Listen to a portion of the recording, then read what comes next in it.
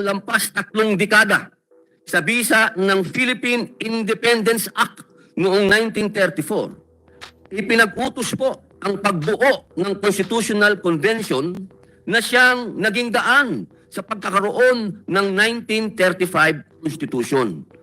Ito po, ang nagbigay po ng utos dito ay ang mga Amerikano uli. Sinabihan po nila tayo na bumuo kayo ng konkon at gumawa kayo ng 1935 natin Constitution. Malinaw po yan. Mga Pilipino na po. Hinayaan na po tayong gumawa ng sarili natin.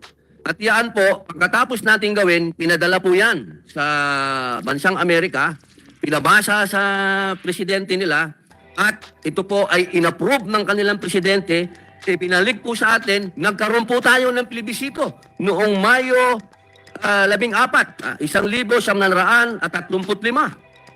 Yan po ay na-approve. Ayun na po ang gumawa niyan, nagtagumpay na po. At dito po pinanganak yung tinatawag nating Commonwealth. Circle and Antarctic. Mahal na panauhin. Ibig niyo pong sabihin, doon po sa provision, nabanggit niyo po yung sa lupa. Sa provision po, doon sa konstitusyon kasi ayos, bawal nga po magkaroon ng ang foreigner. Palagay niyo po, panahon na po para payagan po sila. Kaya pag insert mo yung unless provided by law, ang Kongreso ang magsasabi kung 60-40 yan. Pero pwedeng baguhin. Pwedeng gawing 20-70 or 55-45 ang hatian or 100% foreigner kung nuclear plant, halimbawa. Eh, mahal na ngayon. Nung ginagawa yung Bataan, magkano ba yung Bataan nuclear plant? $16 million. Eh ngayon, yung $16 million na yun, kung ginawa natin, billion dollar na ngayon yun. At hindi lang yun. Kung hindi sinira yung planta na yun, mas nauna po tayo sa Iran at saka sa North Korea na magkaroon ng nuclear bomb. At hindi tayo inaapi ng mga ibang bansa. Eh, kalukuhan yung utak ng mga gumawa niyan eh.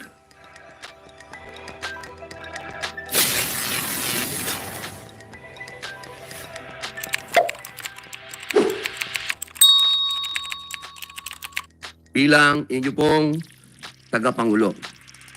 Sa mga miyembro ng lupon na ito, mga panauhin, mga kaibigan, noon at kailan paman ay hindi natin maikakaila ang napakahalagang papel na ginagampanan ng konstitusyon sa isang demokratikong bansa tulad ng Pilipinas.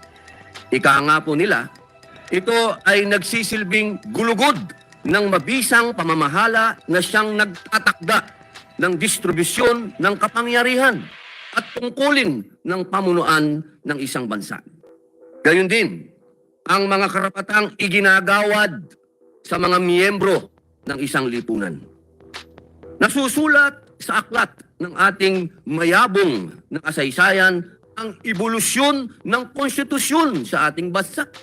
Simula nang maiproklama ang ating kalayaan noong Hunyo 12, 1878. Nagsimula ito 123 taon na ang nakalilipas noong 1899 nang balangkasin ang pinakaunang konstitusyon ng Pilipinas, ang Saligang Batas ng Malolos, na pinagtibay ng unang republika at tumagal hanggang 1901.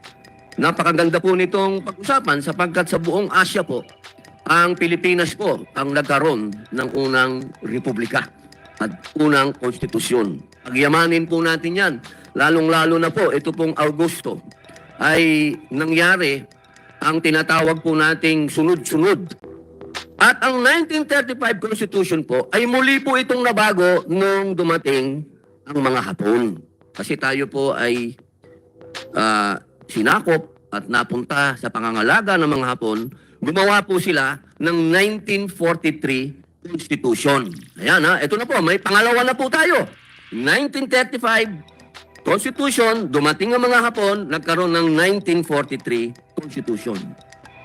Bagamat, nagbalik ang bisa ng 1935 Constitution, matapos ang paglaya natin noong 1945, nagkaroon na naman po ng amendment dito sa 1935 Constitution noong 1947. Amendment na naman po. Ano po yung bagong amendment? Sinasabi po doon na magkakaroon ng equal rights ang mga US citizen sa mga Pilipino sa usapin ng pagkuha ng natural resources, pag-aari ng mga public utilities. Kailangan po malinaw ito, no? Na hindi po nawawala ang amendments sa Constitution. Muli pong nagkaroon ng pagrebisa ng saligang batas ng bansa sa ilalim po ng pamumuno ni Pangulong Ferdinand Marcos Sr. Alam niyo po, mga mahal kong kababayan, bago pa lamang po nara ng martial law ang Pangulong Ferdinand Marcos Sr., 1971, may ginagawa na po silang bagong konstitusyon. Ang katunayan nga po niyan, meron na po tayong naihalal na mga tinatawag nating konkon. At nakapabilang po dyan, yung mga dating Pangulo. Nandyan po si Carlos Garcia. Nandyan din po si Diosdado Macapagal. Sila po yung gumagawa nitong bagong konstitusyon na ating yayakapin. At ito po, dito, sa konstitusyon na to, mula po bicameral, tandaan po ninyo, no? Gumawa sila ng amendment, yung unicameral, ginawa nilang bicameral, at ito naman pong bagong konstitusyon na ginagawa nila noong 1971, ginagawa naman po nila uli na unicameral. Pinagsasama na po nila uli ang Senado at ang Kongreso. Ibig pong sabihin, nagkakaroon na naman po ng pag-iisa ang executive at ang legislative branch ng gobyerno sa pamamagitan ng parliamentary form of government. Yan po yung sinasabi noong 1971 Constitution na naipasa noong 1973. Yan po, tandaan po ninyo, mga mahal kong kababayan, hindi po bago ang amendment at ang pagrevisyon ng konstitusyon. Diyan po, muli, ito po ang nangyari. Pagkatapos po na gawa itong konstitusyon na ito, nagkaroon po ng, di naman po maipagkakaila, na nagkaroon po tayo ng people power. Nung nagkaroon po tayo ng people power, obviously, nailuklok po ang Pangulong Cory Aquino sa pamamagitan ng revolutionary government. At noon po, siyempre, lahat ng gobyerno kailangan ng konstitusyon. At dito po, gumawa na naman sila ng Freedom Constitution na sinasabi po doon na magtatalaga ng CONCOM. At yung CONCOM, sila po ang gagawa ng bagong konstitusyon. At yun po ang 1987 Constitution. At dito po, sa 1987 Constitution, tinatanggal na po natin uli ang parliamentary form of government. Ang parliamentary po, kasi may batas ang pambansa na po tayo, no? Tinanggal po nila yon. Ibinalik po nila uli ang Senado, ang Kongreso, at ang presidential form of government. Ito po ang mga naganap, mga minamahal kong kaibigan, kababayan, ang mga parting ito ng kasaysayan na ika nga ay basic na information patungkol sa ebolusyon ng ating konstitusyon. Napakaraming pangyayari at detalyeng pumalibot sa bawat mga kaganapan. Tulad ng mga revisyon at mga debate sa mga probisyong naging bahagi ng mga bersyon ng konstitusyon sa mahigit isang siglo. Subalit, kung aking iisa-isahin po ito, baka po abutin tayo ng mahaba po itong usapin. Gayunpaman, may isang katotohanang nananaig, mananaig. Ito ang katotohanang tumutugon ang mga Pilipino sa mga pagkakataong tinatawag tayo upang paigtingin, pagbutihin o lalo pang isaayos ang ating saligang batas kung kinakailangan. Bilang tagapangulo ng kumiting ito, kinikilala ko ang tungkuling inaatang sa aking mga balikat ng ating mga kasamahan sa Senado, lalo't higit ng bawat mamamayang Pilipino, Bukas ang ating isipan sa mga kaalaman, opinyon at suhestyon tungkol sa mga panukalang naglalayong pagbutihin pa ang ating saligang batas. Nagtitipon tayo ngayong araw sa bulwagang ito upang pag-usapan ang mga mahahalagang katanungang sasagot sa ating magiging direksyon ng mga panukalang ating sususugan sa mataas na kapulungan ng Kongreso. Sa tulong ng ating mga panauhin, magiging sentro ng ating malayang talakayan ang sumusunod. Una, kinakailangan bang baguhin o rebisahin ang 1987 Constitution katulad po ng mga nangyari sa mga dating konstitusyon?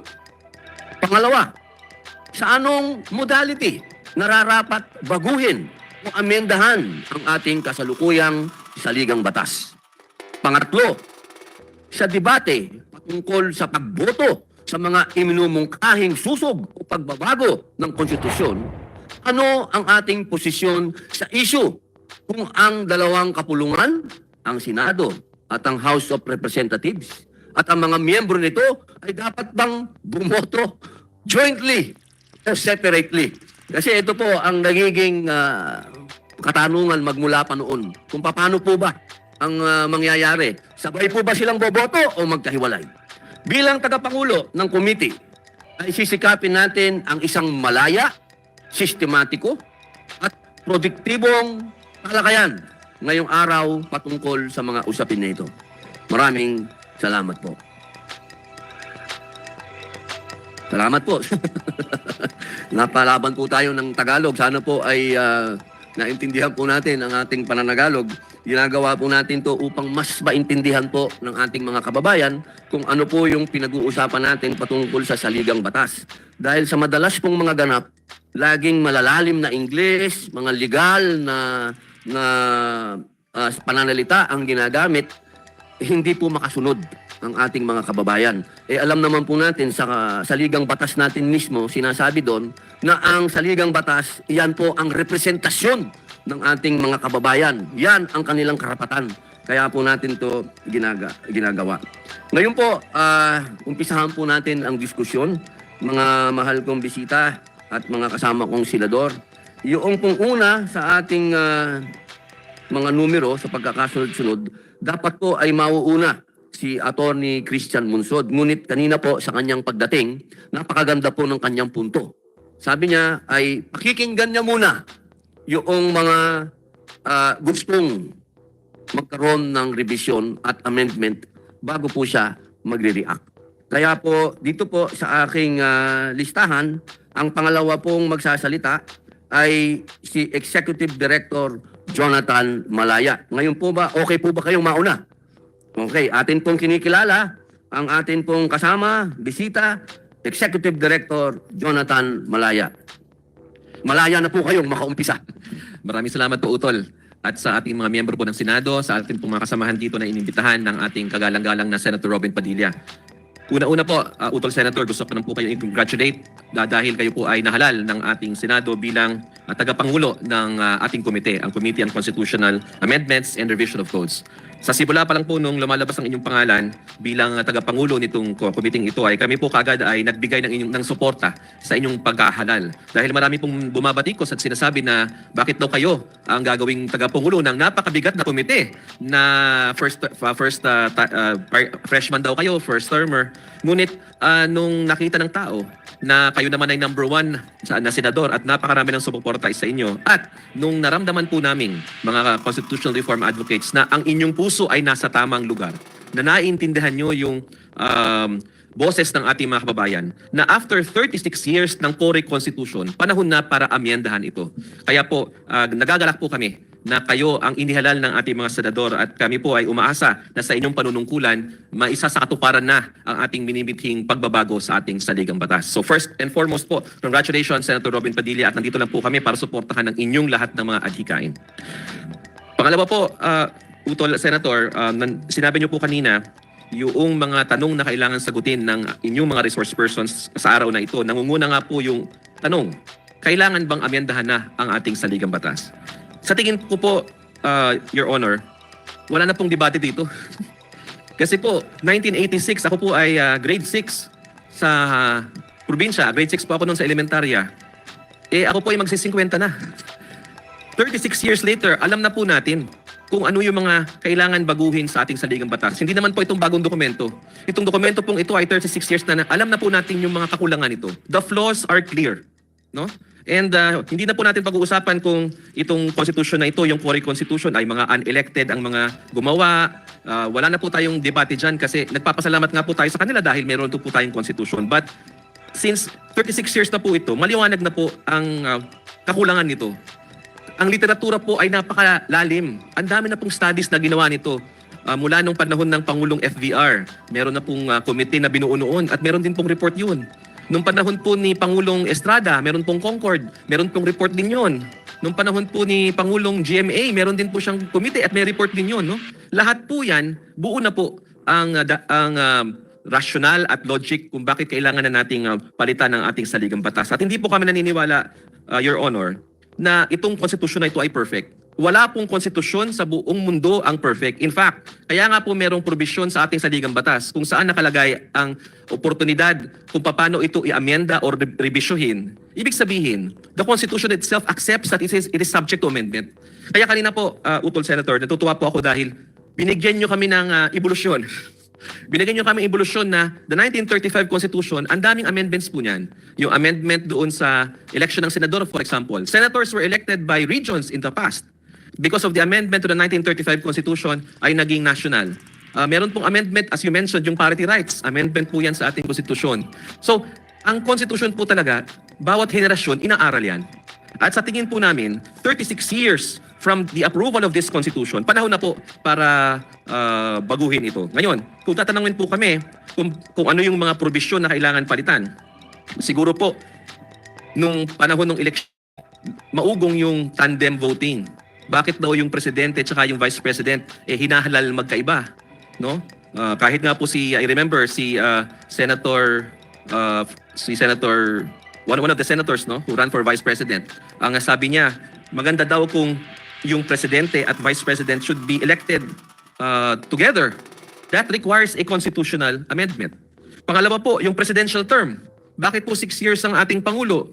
Bakit hindi 4 years with re-election? Ang iba po ang sinasabi, elections are for accountability. If the president is not subject to an election, how can he be accountable to the people if he is not subject to election? Hindi po gaya sa Amerika, no? Kaya meron pong paparating na naman na election sa Amerika dahil every 4 years ay subject to election. Meron din po tayong kailangan pag-aralan sa electoral and political reform. Gaya po ng sinabi nyo kanina, Your Honor, unicameral ba or bicameral? Okay. Pangalawa, doon po sa issue ng party list, no? Si Senator Bato de la Rosa, meron po siyang bill, no, na kailangan na nating ayusin ang party list system allegedly dahil ito ay ginagamit na ng mga political dynasties, nagkaroon na ng elite capture or ito ay ginagamit ng mga makakaliwang grupo. Ang dami pong issue na kailangan nating ayusin sa party list. Sa mga senador din po, sa Senado, should the Senate be elected nationally or should we go back to the old system of elect them then regionally? Sa provision naman po ng judiciary ng ating bansa, meron po tayong under the 1987 Constitution, the powers of the Supreme Court had been expanded, no? Expanded na almost lahat ng kaso ay pwedeng iakyat sa Supreme Court, which has led to some people complain that the Supreme Court has now the power of judicial legislation. Sa Amerika po, ang kanilang Supreme Court only hears 100 or so cases a year. Ang hirap pong apela sa Supreme Court. Pero dito po sa ating bansa, lahat ng kaso pwedeng iyakan sa Supreme Court. Kaya meron po tayong mga kaso, 10, 15, 20 taon nasa judicial system pa rin kasi umaakyat hanggang Supreme Court. Bakit po lahat ng kaso pwedeng iakyat sa Supreme Court? Hindi po ba pwedeng sa Court of Appeals na lamang? And kailangan po ba ang Court of Appeals ay per region? Bakit ang Court of Appeals natin nasa Maynila, Cebu, and Cagayan de Oro lamang? Ito po ay kailangan pag-aralan ng ating mga kababayan. Meron din pong proposal ang ating kinagagalang na Chief Justice Reynaldo Puno, yung Constitutional Court, no? Kailangan ba nating magbuo ng Constitutional Court gaya ng mga bansa sa Europa, no? To answer this the question of bakit ang paggalaw ng mga kaso sa ating judikatura ay napakabagal at bakit hindi makamit kaagad ng ating mga kababayan yung hustisyang kanilang hinahangad. Meron din pong tanong tungkol sa judicial appointments, the Judicial and Bar Council. Dati po ang ating mga RTC judges ay confirmed by the Commission on Appointments. Ngayon po ibinigay natin sa Judicial and Bar Council. Tama pa po ba yung proposition na yun o kailangan na ng pag-aralan? Meron din po tayo, Your Honor, na mga issue tungkol sa anti-dynasty. Ang ating pong konstitusyon prohibits political dynasties. Ngunit, hindi naman po ito self-executing. The Constitution stated that the anti-political dynasty is to be provided by law. Ngunit 36 years na po since naaprubahan ng ating saligang batas, hindi naman po ma-implement itong provision na ito. Siguro panahon na po para gawing self-executing ito. Meron din pong issue tungkol sa strong political parties. Kailangan po bang bumalik sa two-party system or multi-party system?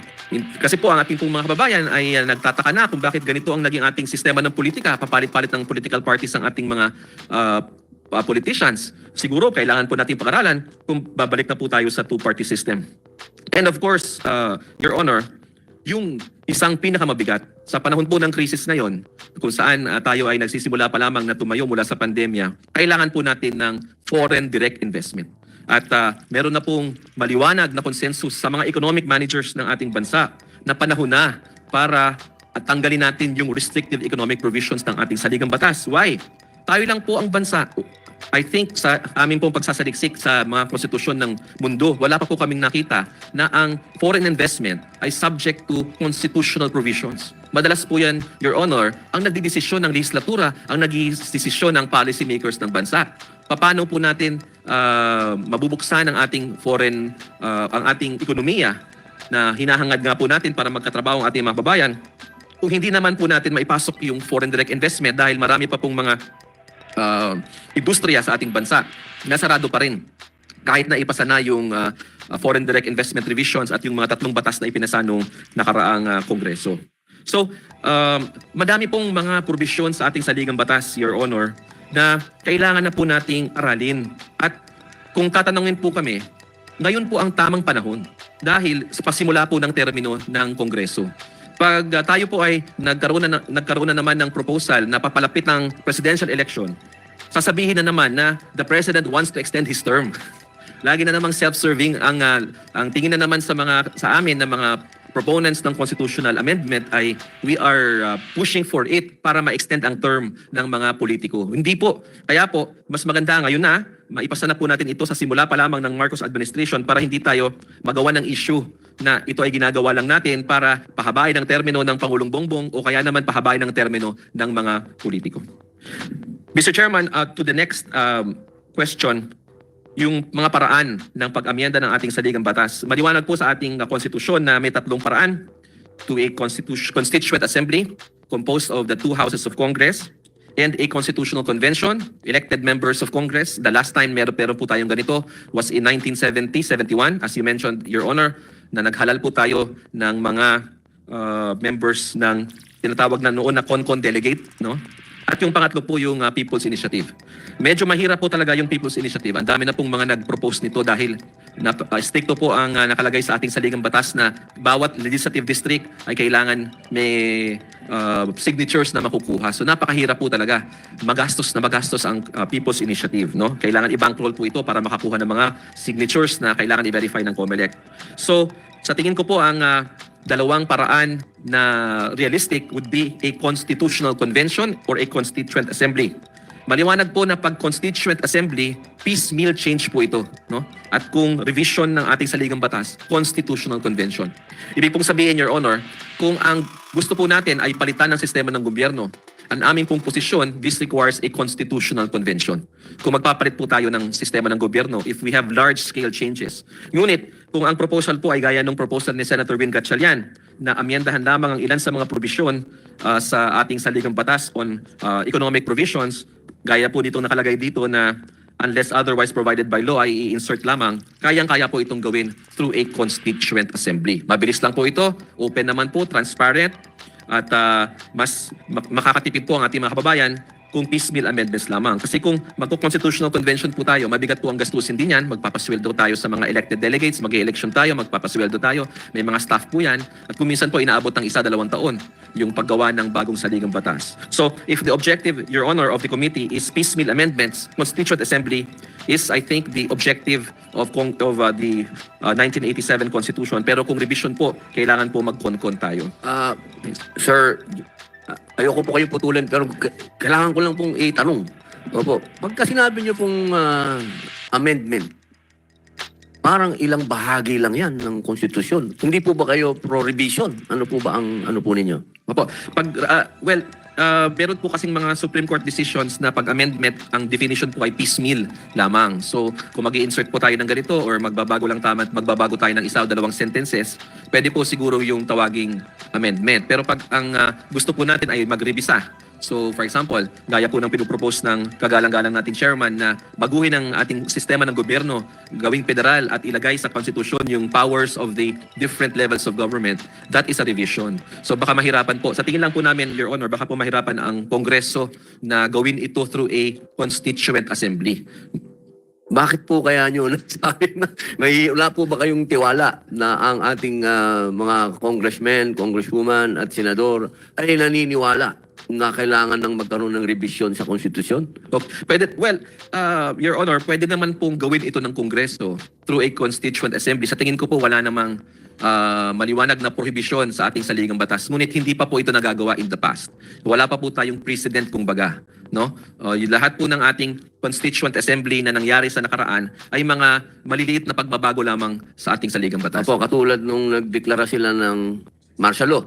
Nag-con-as tayo nun. Itong huli kay Presidente Duterte noong gera dito, noong gera sa Marawi. Ang gusto ko lang malinawan, ano sa palagay mo yung pumipigil dito sa mga mambabatas ngayon para magkaroon sila ng con-as at baguhin, magkaroon ng revision dito sa konstitusyon? Ano kaya doon? Maari bang maging unicameral uli? Ganun ba? O ano ba? Magkakaroon ba ng sariling interest ba to? O, sa iyong opinion lang po, sa iyong opinion lang. Opo. Sa panig po ng House of Representatives, nung nakaraang Kongreso ay ipinasa po nila. No? In the 17th and 18th Congress, nagpasa po sila ng resolution of both houses kung saan nagre-revise yung revision ng ating saligang batas. No? Ang position po ng House of Representatives, pwedeng magkaroon ng revision through a constituent assembly. At ipinasa nga po nila yung resolution of both houses at meron po silang draft constitution na idinabas. Ngunit pagdating po dito sa Senado, dito po tayo nagkakaroon ng roadblock. Kaya nga po natutuwa ang mga constitutional proponents na kayo po ang nahalal dito dahil naiintindihan nyo po yung dahilan kung bakit kailangan na natin gawin itong constitution. Bakit po kaya dito sa Senado nagkakaroon ng pagharang? Ano po kaya ang dahilan? Ano naman po, malaya. You are Jonathan Malaya. Malaya po kayong makapagsasalita. Mahirap po siguro sagutin. Baka po yung ibang mga resource persons, sila po ang mga mas magandang magpaliwanag. Hindi ko po, siguro po, ang maisasagot ko lang sa inyo, Your Honor, is hindi po nila prioridad. Dahil yung tagapangulo po na sinundan ninyo ng Committee on Constitutional Amendments, si Senator Francis Kiko Pangilinan, ay isang beses lang po siya nagpatawag ng hearing noong siya ay tagapangulo. At never na po niya kaming pinatawag uli. So, hindi po talaga prioridad sa kanya, kaya po hindi nahisalang sa plenaryo yung report ng komite. Sa inyo po bang palagay, pwede po ba kayong magtiwala na halimbawa, yung mga mambabatas ngayon, magkakaroon po halimbawa na ngayon po kasi legislative powers po yan. Ngayon, meron kami. Kasama na po ako doon. Kung sila din ang magiging miyembro, siyempre, magpapalit ng sombrero yan. Pag nagtanggal ng sombrero, sila na yung gagawa ng bagong konstitusyon. Payag po ba kayo doon? Opo. Na sila din, para hindi po mas magastos. Kasi pag pinag-usapan po natin ng gastos, napakagastos. Meron po akong nabasa na 11 billion yata ang gagastusin kung magkakaroon pa tayo ng panibagong konkon kung maghahalal. Kung yung mga nakaupo na ngayon, ng mga senador at congressman, sila na yung magiging membro noon na magsusuot naman sila ng sombrero nila, magkakaroon na sila ng constitutional power. Payag po ba kayo doon? Your Honor, for purposes of discussion po, yung sinasabi po kasing 11 billion for a constitutional convention, medyo, sa tingin ko po, medyo masyadong mabigat yung, masyadong mahal yung estimate na yon. Kasi para po mabuo ang isang constitutional convention, kayo po sa Kongreso, kayo po sa Senado, you will have to give them the budget. In other words, meron po kayong control sa kanila. So pwede nyo pong sabihin sa CONCON delegate, kasi magpapasa po kayo ng batas, no? Una, magre-resolution po kayo. Pangalawa, magpapasa po kayo ng batas authorizing the calling of a constitutional convention. Pwede nyo pong kontrolin yung kanilang budget. So pwede nyo po silang bigyan ng deadline.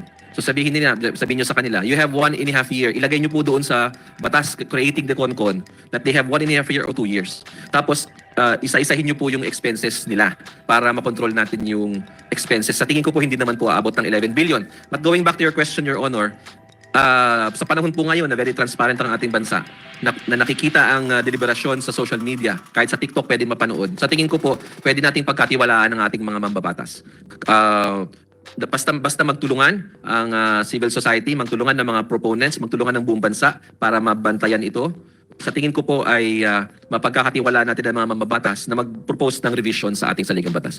Opo, kasi pareho lang po tayo na ako din gusto ko din ng halimbawa lang po magkakaroon. Con pa rin siyempre mas maganda. Pero pag pinag-usapan po kasi ang resources ng ating bansa, malaki po ang problema niyan. Dapat kung saan tayo makakatipid, doon po tayo. Basta yung pagtitipid na yun, pupunta sa maganda. Hindi naman yung nagtipid tayo, nagpigil tayo ng sintron natin, wala naman palang pupuntahan. Kaya ang tanong ko po sa inyo, nagtitiwala po kayo. Opo. Na kayang gawin yan ng mga mambabatas natin. Tatanggalin lang nila yung sombrero nila, magpapalit na sila na ngayon yung gagawa ng konstitusyon, payag po kayo. Opo, very active po ang ating bansa, no, ang ating mga kababayan sa mga isyong ganito. So, makikita po naman natin ang pulso ng bayan. Basta po transparent lang tayo, ilabas yun ang mga deliberations sa Facebook para makita ng lahat, full video coverage, para hindi po tayo paghinalaan na parang ginagawa natin itong mga to para sa sariling interest, term extension. Kasi yan naman po laging napupunta, no?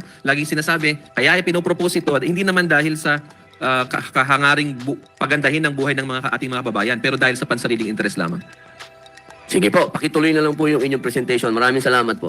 Maraming salamat po, Utol. So let me now go to the last question, Your Honor. Sa tanong po yung sinasabing if a constituent assembly is convened, should it be voting separately or jointly?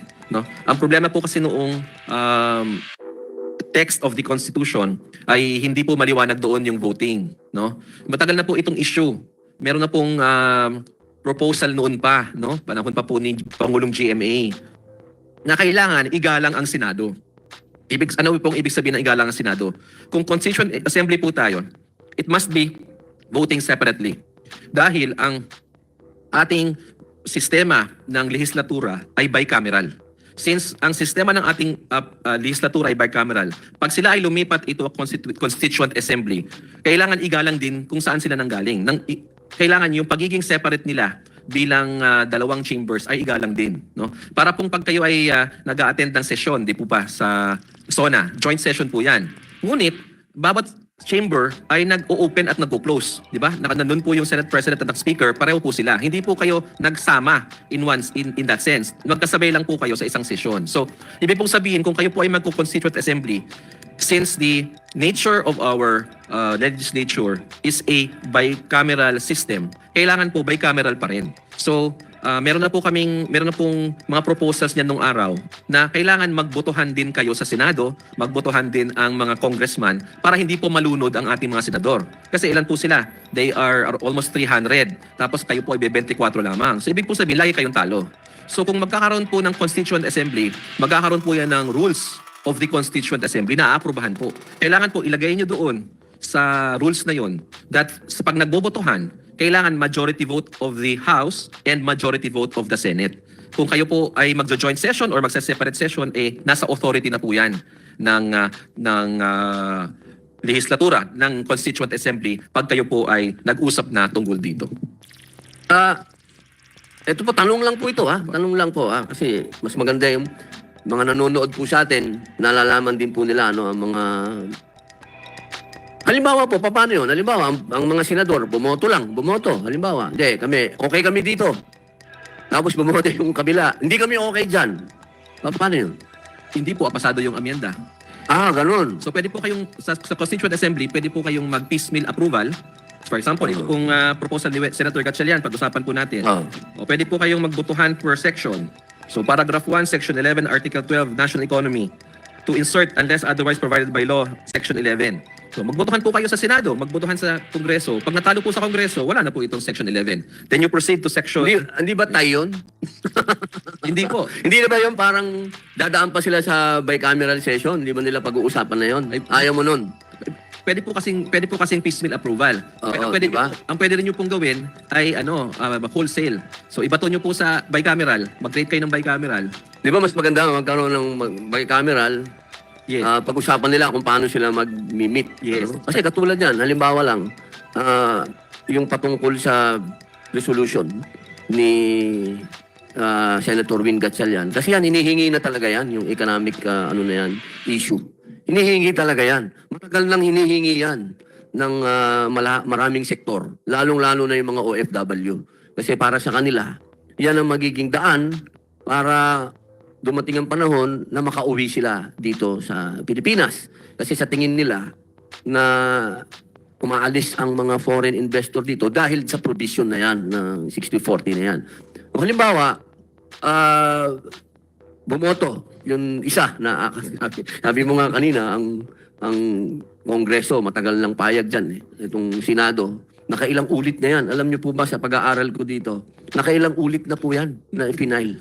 Nabaguhin yan dito sa Senado. Pero talagang hindi makalusot. Pero halimbawa, nandyan na po tayo sa CONAS. Bumoto ang Kongreso. Bumoto ang Senado. Sa bicameral, pwede na lang pagsabungan yan. Opo, pwede po. So, depende po yan, Your Honor, sa magiging rules nyo kung how you will treat the voting procedure. Kasi nga po, pwede nyo pong ibato sa bicameral kung merong pagkakaiba dun sa conversion ng House, version ng Senate. Kasi yan po yung sinasabi ang tawag po kasi dyan yung Father Bernas formula. Ang sabi po dun sa procedure ni Father Bernas, pwede pong both houses proceed independently from each other. Tapos iba-bicameral nyo, and then you will convene as a constituent assembly. Pwede pong ganon. Or pwede rin po kasi, nasa simula pa lamang, mag-convene na kayo as a constituent assembly, mag-joint session. Pwede po. But according to Father Bernas, pwede magkahiwalay, and then iba-bicameral nyo na lang. So nasa sa inyo po kung bicameral. Pag bicameral po ang approach natin, Your Honor, isang botohan lang po yan. Okay. To approve the bicameral report as a constituent assembly. Pero kung ang approach po natin ay yung Father Bernas formula, magkaiba, pwede rin pong per section ng approval. At pag meron pong isang chamber na nag-oppose, defeated po ang amendment. May nagsasabi din kasi, people's initiative nyo na yan. Itanungin nyo lang nyo sa tao yan kung gusto nilang amendahan yan. Anong problema naman dyan sa people initiative? Ano pong nakikita nyo problema? O, marami na po kasing nagtangka niyan sa ating kasaysayan, no? Panahon pa po ni Pangulong FBR, panahon ng GMA, may mga pirma pa nga po tinatawag, no? Napaka-komplikado lang po ang proseso dahil kailangan may mga pirmang makuha sa bawat legislative district sa ating bansa. So, kung hindi po tutulungan ng pamahalaan sa tingin ko, mahihirapan po. Kung for example, civil society po ang magpapatakbo at kukuha ng mga pirma, medyo magastos po. So, hindi pa po yan nagtagumpay yung People's Initiative hanggang ngayon. Masasabi niyo po na sa 1987 po yan, Constitution, yan, ang People's Initiative. Hindi po ito nakatulong. Wala pa po kasing naging successful. No, nagkaroon po ng signatures pero hindi po natuloy in the past. Sir Jonathan, tapos na po yung presentation nyo? Yes po, maraming salamat po. Ihilingin ko lang po ang komento ng ating naman pong bisita. Yun po kasi ang naging usapan namin ng ating alamat sa CONCOM. Hintayin naman po natin ang kanyang, pakinggan naman po natin ang kanyang mungkahi patungkol po sa inyong sinabi. Atin pong pakinggan ang ating pong CONCOM member, ang ating pong ginagalang Attorney Christian Munsod. Sir, nasa inyo po ang bulwagan.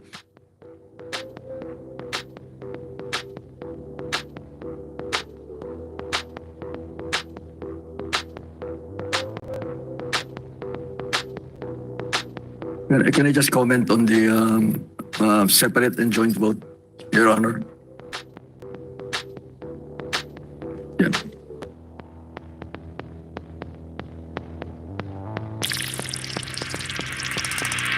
I was asked earlier po how this happened na nakalagay doon by vote of all the members of the Congress without specifying whether it's joint or separate vote. That is an oversight, Your Honor, on the part of the Commission, because when the final review committee drafted the final version, we had not yet voted on whether it's going to be bicameral or unicameral. After that, nagkaroon po ng vote and bicameral won by only one vote. So ito po was an oversight. But if you look at the rest of the Constitution and the intent, I think Yusek Malaya has already said it, that on the grounds of the bicameral form of government in the system of checks and balances, it's not only about the three departments of government, it's also within the legislative, because the Senate and the House have different responsibilities, different rules, and so on. And therefore, it would require a separate vote. Yung pong in effect, that's the structural separation at that level. Also, in the superiority of the hierarchy of laws, an amendment or a revision of the yung pong Constitution is certainly higher than ordinary law. Pero yung ordinary law is separate vote. As a matter of fact, yung voting separately is expressly stated in declaration of war, declaration of winner of presidential election, vacancy in vice president, and so on. And there is only one provision in the Constitution, isa lang po, na nandun ang voting jointly. Yung Congress, the president has the right to declare martial law for 60 days.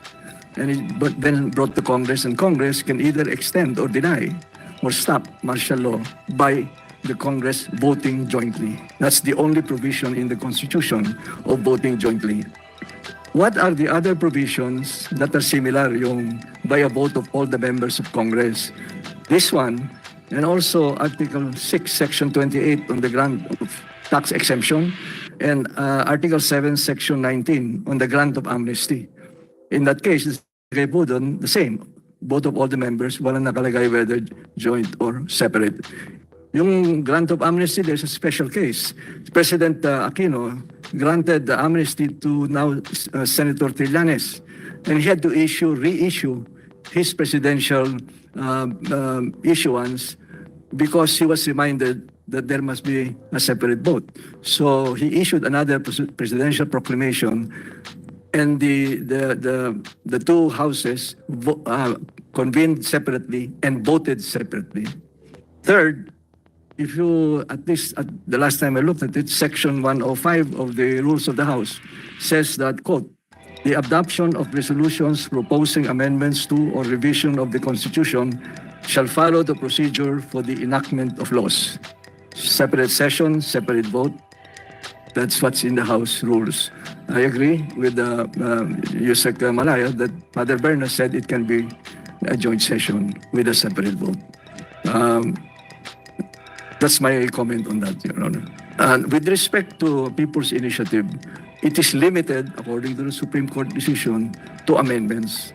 You cannot revise the Constitution on the basis of a People's Initiative. And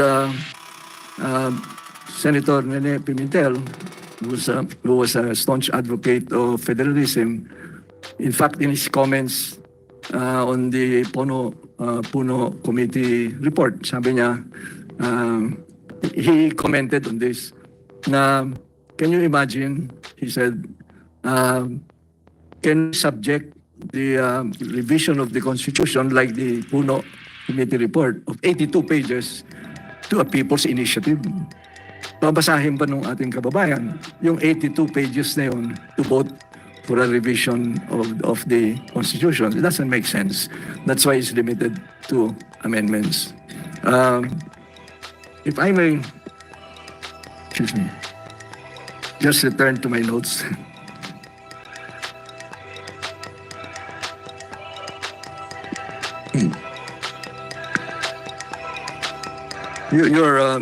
Your questions, Your Honor, are: is there a need, a justification for changing the Constitution today? I would like to take this occasion to just say a few words about the 1987 Constitution that people want Sige po, sige po. to revise. The inspiration of the 1987 Constitution was EDSA. But EDSA was more than the restoration of democracy through peaceful means. It was also the promise, especially to the poor, of a new social order with radical changes, because our present social order is rooted in a feudalistic system of political dynasties that has been impervious to change for generations. Before its writing, we conducted consultations nationwide to listen to the people, and they overwhelmingly preferred the stability of familiar structures, a democratic, representative, unitary presidential system with checks and balances and separation of powers. They also wanted safeguards against the return of authoritarianism and the promotion of social justice and an economy that is firmly and safely placed in Filipinos themselves. There are three central themes of the 1987 Constitution. Number one, social justice and human rights with the poor as a center of development. Second, never again to any authoritarianism in any form. And third, never again to any foreign domination of our economy, with parity rights and amendments to the 1935 Constitution, where we could not even change our exchange rate without the approval of the United States, even after independence. We were able to change that in 1955, but by that time, we already had a foreign exchange crisis, while Japan was allowed to change its exchange rate and became an export giant. That's the lesson of the past. The 1987 Constitution also cut the umbilical cord of the 1935 and 1973 Constitution to the United States Constitution, which gives primacy to civil and political rights because it is a country of immigrants who all started from the same position and only wanted to be free from autocracy. Our Constitution gives social and economic rights equal primacy with civil and political rights because we are a country of inequalities from the colonial days to the present, where the starting positions of the rich and the poor are not equal. Social justice and human rights are about the adjustment of starting positions. It is the heart of our Constitution. And those people who say we need competition, that, following the capitalist system, they forget that the context of our Constitution is gross inequalities and mass poverty. That was not present in the United States when they made their Constitution. This is the Constitution that is blamed as the source of our problems today. There is a saying, post hoc ergo propter hoc. It means that what happens today is the cause of what happened before. In other words, our problems today can all be traced to the Constitution. I don't think that is logical. I would argue instead that we have largely failed in human development, not because of the Constitution, but because we have not fully implemented it, especially its provisions on social justice and human rights and local autonomy. The Constitution is not the problem. It is part of the solution. It does not mean, Your Honor, that I'm against any amendments. Let me just get this.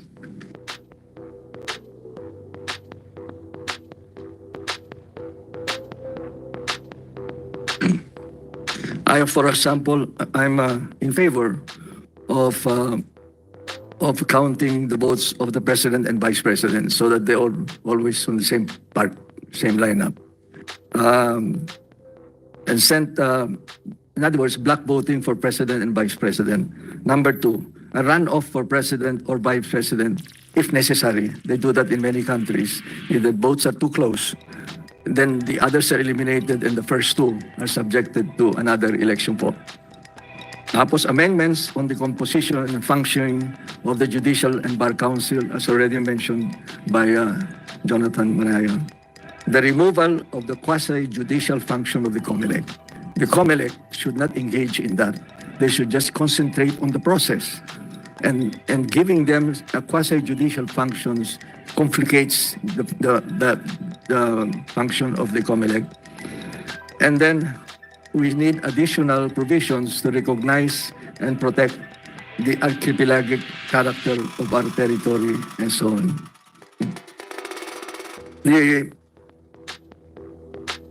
Let me go, Your Honor, briefly on federalism, because that's the issue today.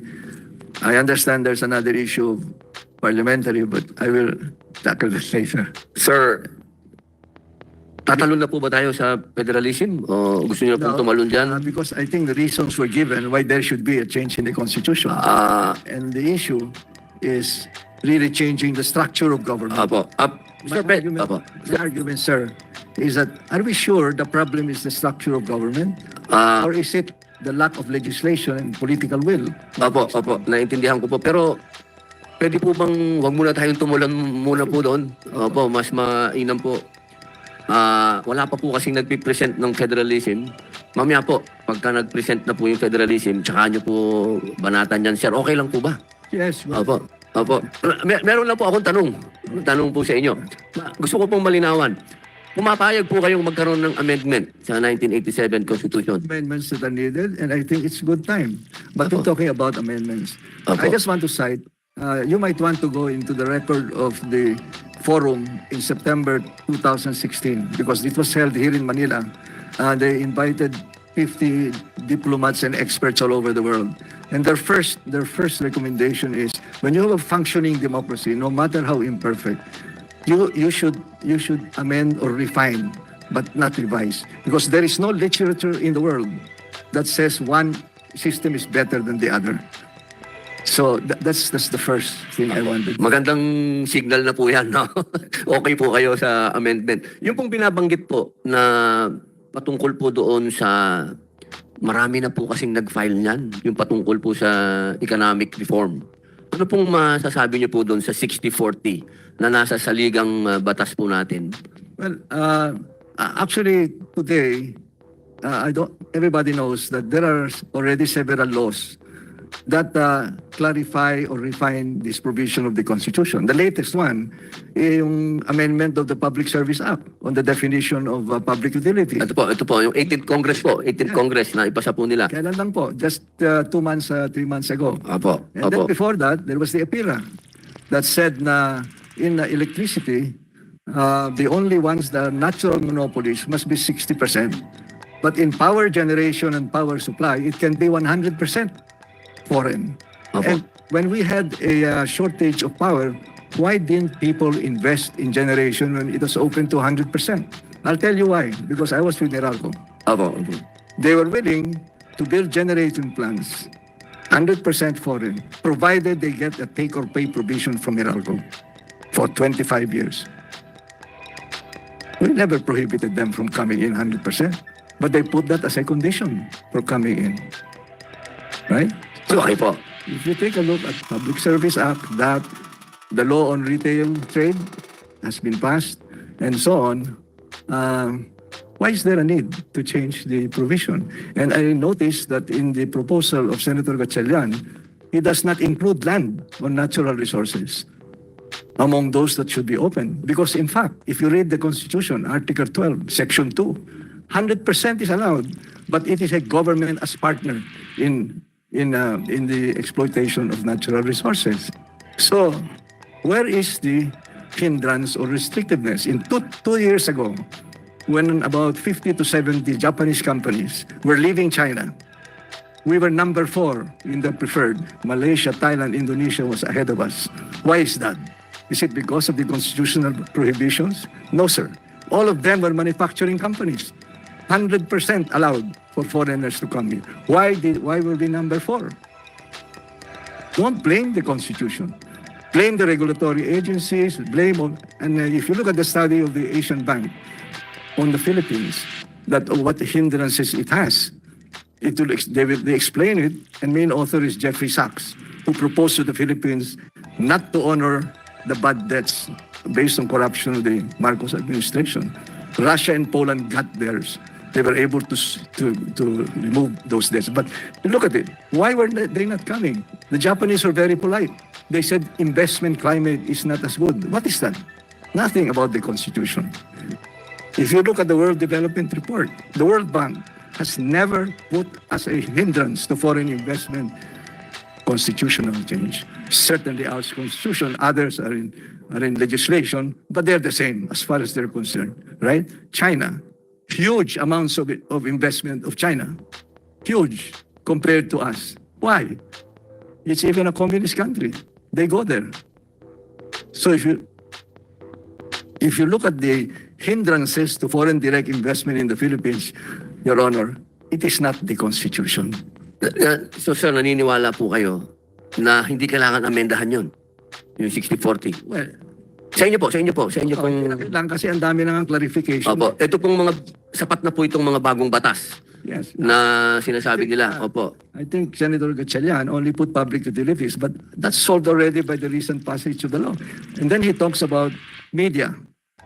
You don't even need a law there because now media is all open, all over the world, right? There are no restrictions. You can watch anything you want. The foreign media can print anything they want in the Philippines through Philippine media. And then they say, what's the other one? Media, and then what's the other? They want advertising. Opo. Yeah. You know, if you look at advertising, there's the functional and there is the content, right? And they've already found a way to do it. So I don't know that it is a really hindrance. And then education. Why education? It's not even an economic area. Why? That should be Filipino.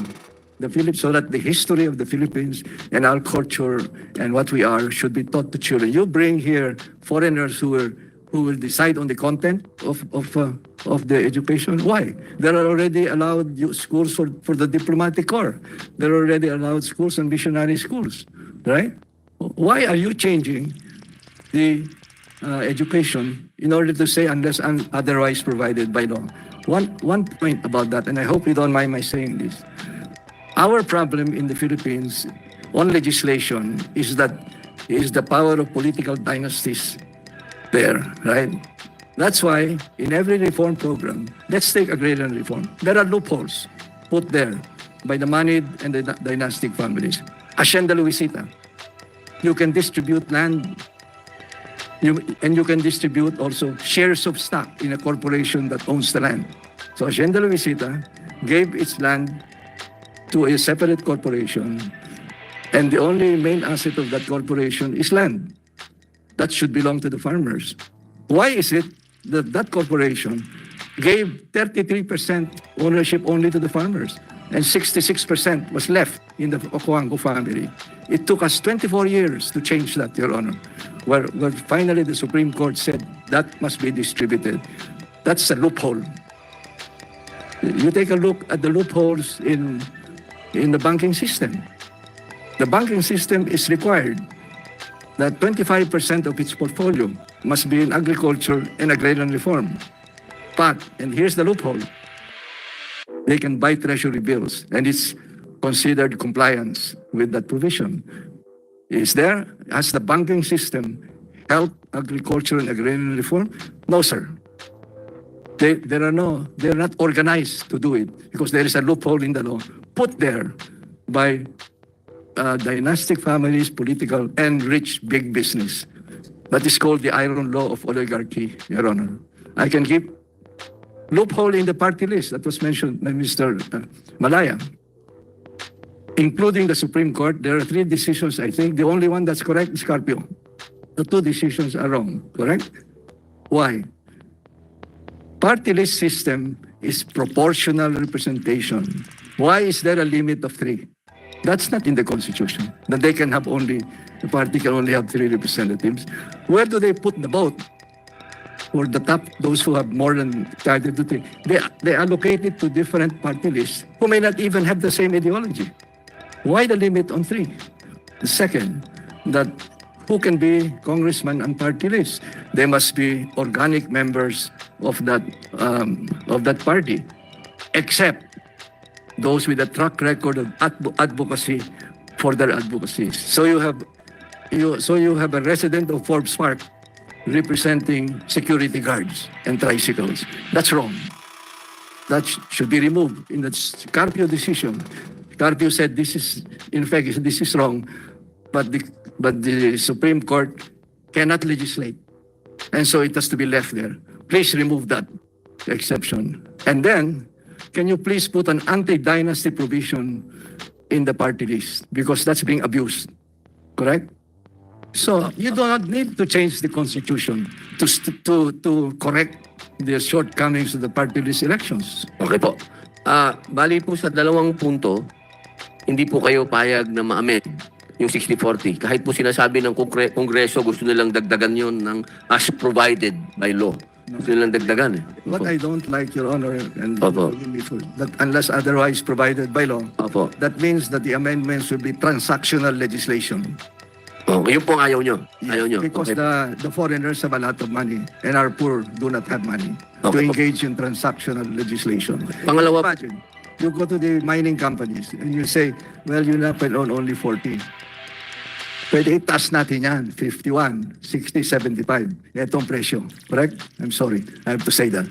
Because President Duterte, in 2016, said we must change the mining laws in this country. There should be no open pit mining. So I was part of the drafting of Executive Order 75 with all the reforms in mining. Died a quiet death in the Committee of Congress. President Duterte filed a reform bill on mining. Died a death in the committee. And then 1 year before he left, he said, open to mining, no more suspension of mining without any reforms.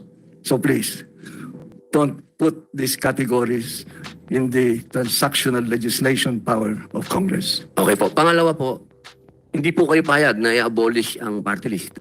Yeah, I'm against putting unless otherwise provided by law. Okay po. Maraming salamat po, sir. Babalikan ko po kayo mamaya para po naman pakinggan naman po natin itong mga federalist. Handa na po ba kayo?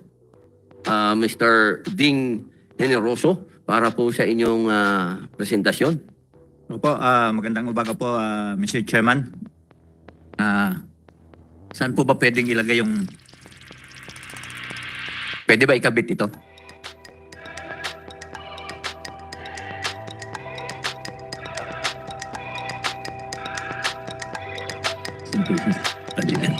habang inaayos po yun, siguro po ay tutugunan din namin yung inyong tatlong katanungan. Una, Sige po, sige po. Opo. kailangan ba ng pagbabago sa ating saligang batas? Pangalawa, ano ang paraan ng pagbabago? At pangatlo doon sa kung Constituent Assembly, ay paano ang paraan ng pagboto? Doon po sa pagbabago ng saligang batas, actually bahagi po naman ito ng presentasyon. Sinasabi po naman natin na itong ating 1987 Constitution ay maganda. Marami po dito na napakagandang provision na kailangang manatili. So nililiwanag po natin na kayo po ba ay pro-revision? Opo. Opo. Pag ni-revise, meron po kayong papalitan lamang. Pero meron din kayong iiwan. Meron din pong mga magagandang provision na dapat maiwan. Ayun. Okay, okay. So, pero sa haba ng panahon na po na lumipas, ay marami na po nagbago. Nung sinulat po ang konstitusyon na ito ay wala pang cellphone eh. Wala pang cyber war. Hindi po pwedeng pabagsakin ang isang bansa sa pamamagitan lamang ng paghahack ng iyong banking system. Unang iyong electoral process. So marami na po. At ang nagsabi nga po mismo niyan ay yung kinikilala po natin na ama ng ating konstitusyon, yung pong 1935 Constitution. Nasusulat po ito sa English pero pipilitin kong isalin. Para po sa ating mga kababayan na nanonood. Mas maganda po kasing napakaganda po maitagalog yan. Opo.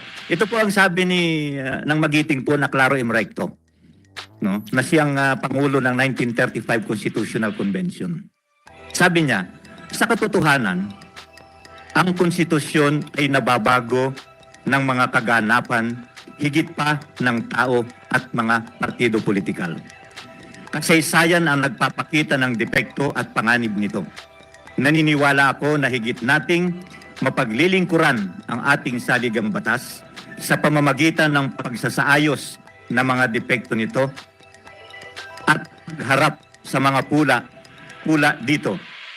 Imbes na isara natin ang ating mata at magbulag-bulagan sa katotohanan. Yan po ay salita ng kinikilala po natin mga Pilipino na ama ng saligang batas natin. Kung siya po mismo ay naniniwala na dumarating ang panahon na kailangang baguhin. At matagal na pong dumating yung panahon na kailangang baguhin itong ating saligang batas. No? So bakit po ba? Yan. Ang una po ay yung istruktura ng ating pamahalaan. Alam po natin na itong istruktura ng ating pamahalaan, ito po ay hindi pa tayo pinapanganak lahat ay inimpose na sa atin. Ang nagtatagpo nito ay si Miguel Lopez de Legazpi noong taong 1569 nung itinayo ang central government sa Intramuros para sakupin ang noon ay mga halos independenteng mga lalawigan.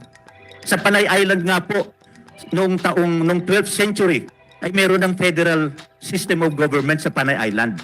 Yun pong Kedatuan Itmadyaas o the Confederacy of Madyaas na ang namumuno po ay yung pinakamagiting na dato. Kilalang kilala sa buong mundo ngayon.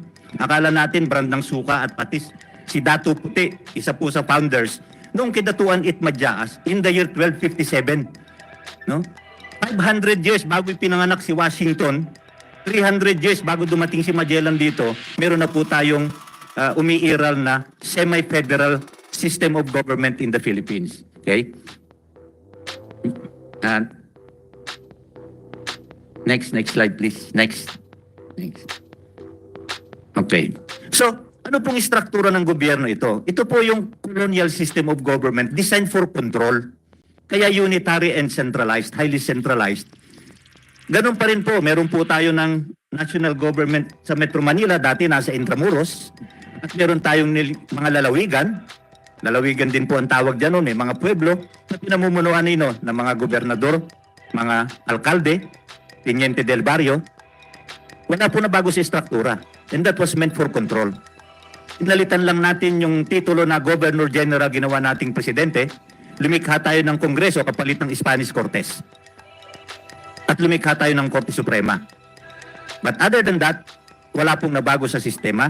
Even the system of patronage, kung paano na yung ating mga politiko ay kailangang lumuhod sa mga nanunungkulan sa gobyerno nasyonal para makakuha ng pondo para sa kanilang lalawigan o barangay o bayan. Sistema na po yan ng araw. We only perfected it through the 1935, 1973, and 1987 constitutions. Inerpekto lang natin yung maling istruktura ng ating gobyerno. Kaya po ano pong resulta nito? Ang development po natin ay concentrated sa Metro Manila at sa dalawang karatig na rehiyon. Dati nga Metro Manila lang po Kaya lang nung panahon ni FBR, nalikha yung Calabarzon at saka yung itong rehiyon ng Central Luzon, nagkaroon ng paggalaw ng ekonomiya. Kaya kung titingnan po natin ang ating gross domestic product, halimbawa, halos 60% po ng ating GDP ay nililika at kinukonsumo sa tatlong rehiyon. At yung natitirang 40 or 42%, naghahati po doon yung natitirang 14 na rehiyon. So tigi 1% na lang sila ng GDP share, 1-2%. At kung titingnan natin, habang lumalayo ang rehiyon sa Metro Manila na sentro ng kapangyarihang politika at kapangyarihan ng pananalapi, ay lalo itong naghihirap ang mga tao. Mas matindi at mas marami ang kahirapan at mas marami ang bilang ng taong mahihirap sa Mindanao halimbawa.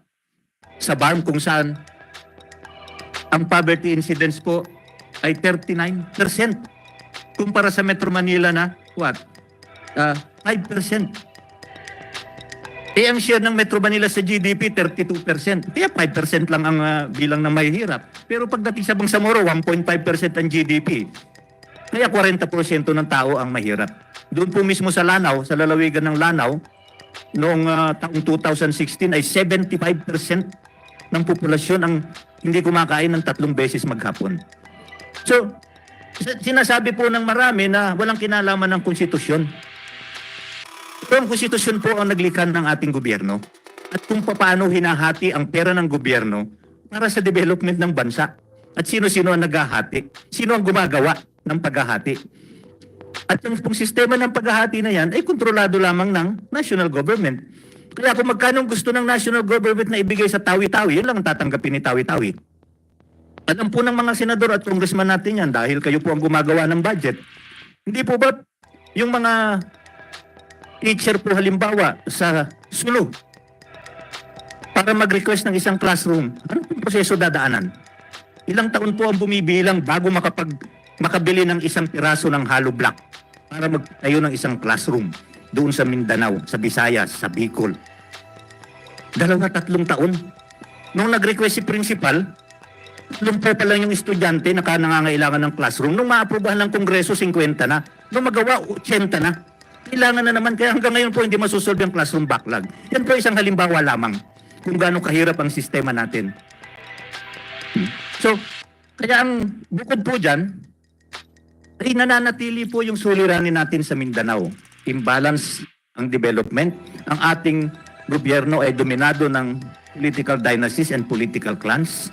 Ang ating ekonomiya ay dominado ng ilang pamilya lang.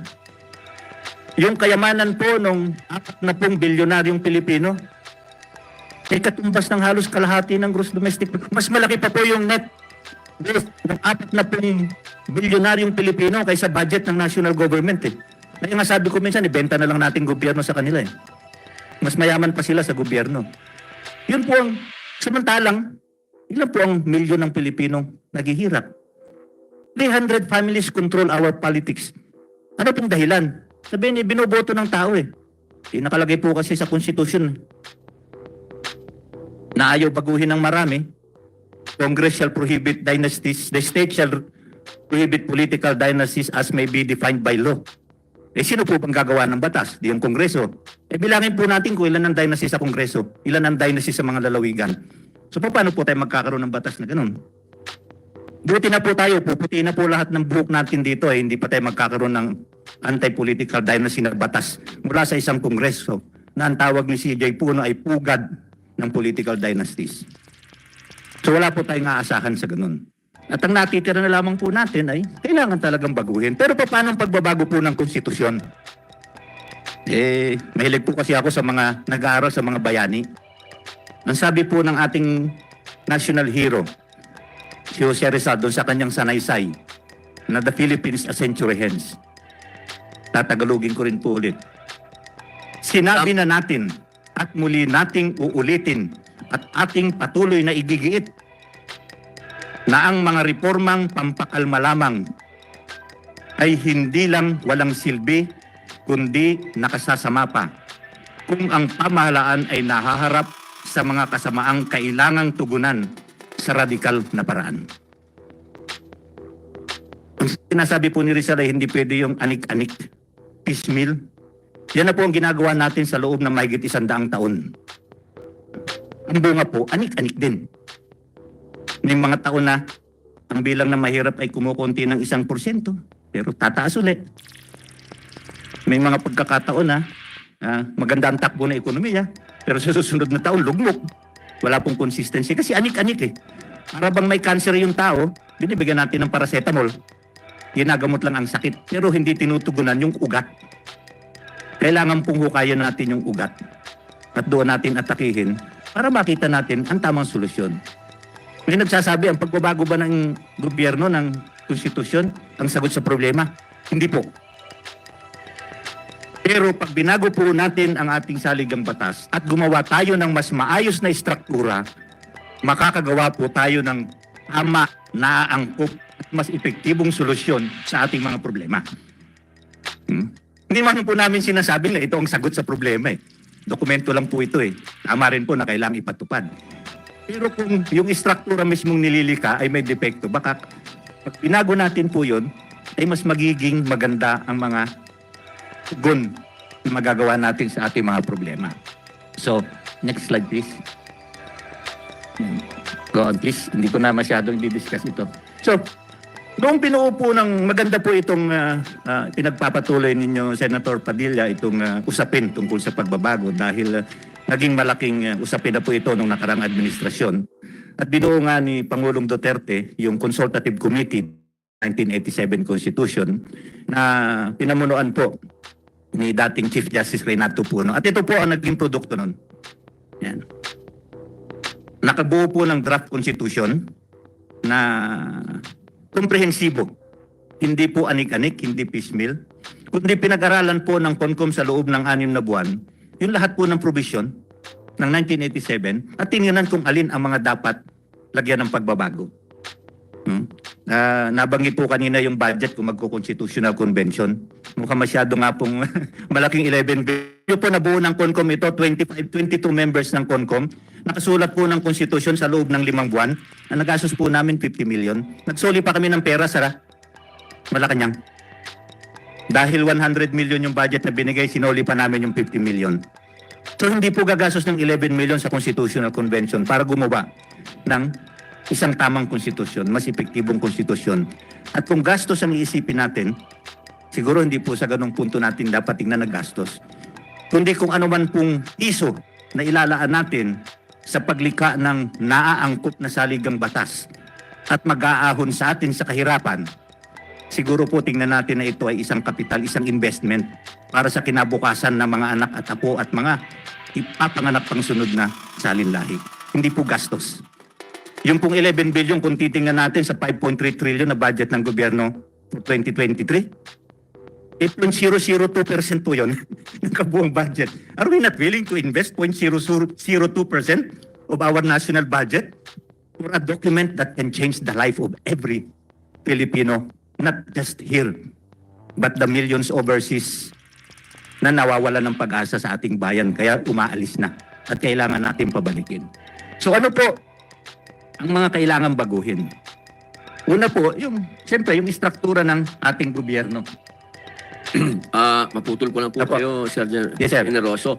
Gusto ko lamang pong yung akin pong kasamang senador, si Senator Win Gatchalian. Apo. Maputol ko lang po kayo. Sige po. Baka lang po meron siyang gustong imungkahi dahil napag-usapan po kanina yung kanyang resolusyon patungkol sa economic reform. Baka po may gusto kang sabihin, Senador? Thank you. Maraming salamat. Thank you very much, Mr. Chairman. First of all, Mr. Chairman, thank you very much for immediately tackling my proposal. This proposal aims to amend the economic provisions of the Constitution. If you look at the proposal itself, it's limited to the economic provisions in which some of the sectors are still limited by our very own Constitution. The philosophy out of this, Mr. Chair, is to continue the support or continue the thrust on liberalization of our economy.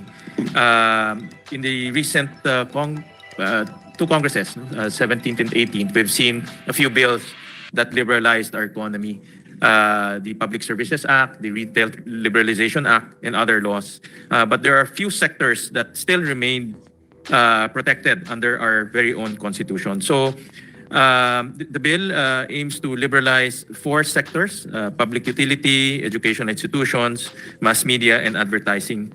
Taking note that I didn't include real estate here or property ownership, Mr. Chair, because based on my research, there are adverse consequences when you allow 100% foreign ownership of land. But having said that, Mr. Chair, I filed this to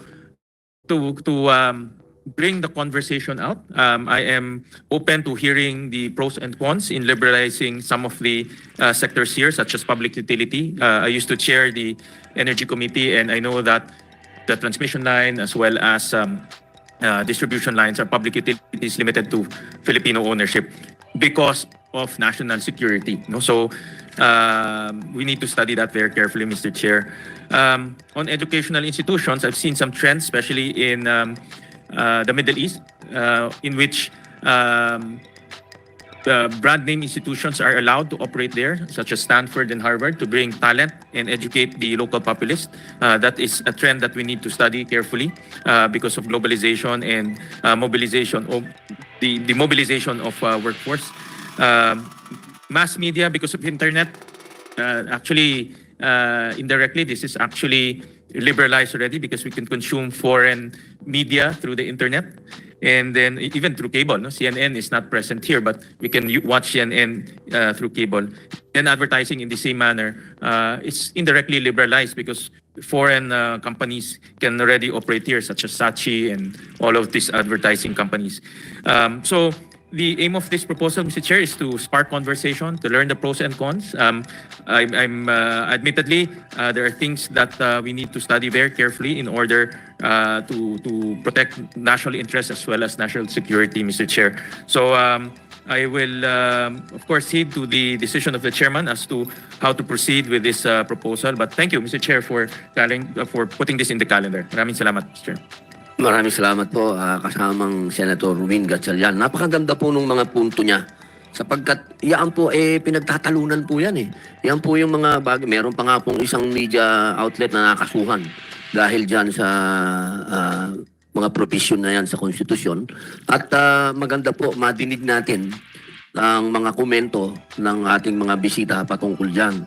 Sapagkat issue po yan, issue.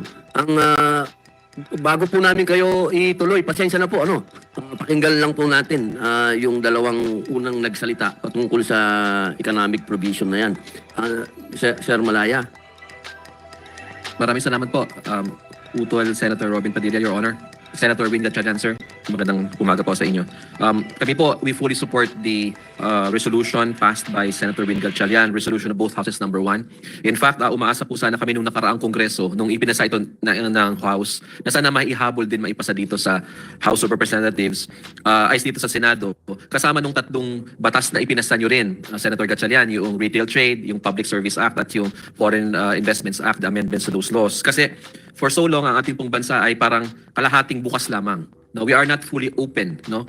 And yung messaging po nito na linalabas sa ibang bansa is we are open to investment but hanggang dito lang kayo. So parang sa panahon po ngayon that we are trying to recover from the pandemic, we need foreign direct investment. Alam naman po natin yan na ang bumubuhay sa ekonomiya ng isang bansa ay capital, no? At hindi po tayo makakaasa sa mga kapitalistang Pilipino dahil hindi po sapat yung umiikot na pera sa ating bansa, no? So kung titinan po natin yung ibang bansa, ang kanilang naging daan para sa paglago ng kanilang ekonomiya. Kasama na rin ang mga karatig bansa natin gaya ng Thailand, Malaysia, even Vietnam, na unahan na po tayo sa pagkuha ng foreign direct investment. And the fact na ang dami po sa ating mga public utilities hanggang ngayon ay sarado pa rin, ay nagbibigay ng hindi magandang mensahe sa ibang bansa na hindi sila tuluyang pwedeng pumasok dito sa atin at mga lakal. Ngayon, ang maganda po dito sa proposal ni Senator Win Gatchalian is it is a two-step process. Hindi po bigla ang bubuksan. At gaya po ng sinabi niya, maganda mapag-aralan. Kasi ang ginagawa lang po nito ay isinasabay lang tayo sa sistema sa ibang bansa na kung saan ang mga limitasyon sa pangangalakal ng mga dayuhan ay hindi sa kamay ng ay wala sa konstitusyon kundi nasa kongreso or nasa ehekutibo sa mga gumagawa ng batas. So yan po ang tama. So ang mangyayari po dito unless otherwise provided by law, pag ito po ay naamyandahan natin sa ating konstitusyon, ay mabubuksan na ang mga pintuan, ngunit ang kongreso pa rin na magsasabi kung hanggang saan ang magiging ating limitasyon. Kasi kung Sandali lang. Ibig niyo pong sabihin, sir, aalisin yung 60-40 o andun pa din, lalagyan lang ng otherwise ang mangyayari po dito sa kanyang proposal is na parang nangyayari, it's there unless Congress removes it.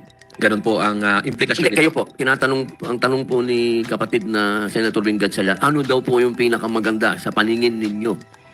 Ninyo, ano po ba? Okay na po ba kayo doon sa sinasabi ng Kongreso na idadagdag lang yung as provided by law? O tatanggalin na natin yung 60-40? Your Honor, because of my experience in proposing constitutional reform for so long, matagal na po namin ipinaglalaban ito, no? Matagal na panahon na dumaan ng madaming pangulo. Ito pong approach na ito sa tingin ko ay mas nababagay sa panahon ngayon.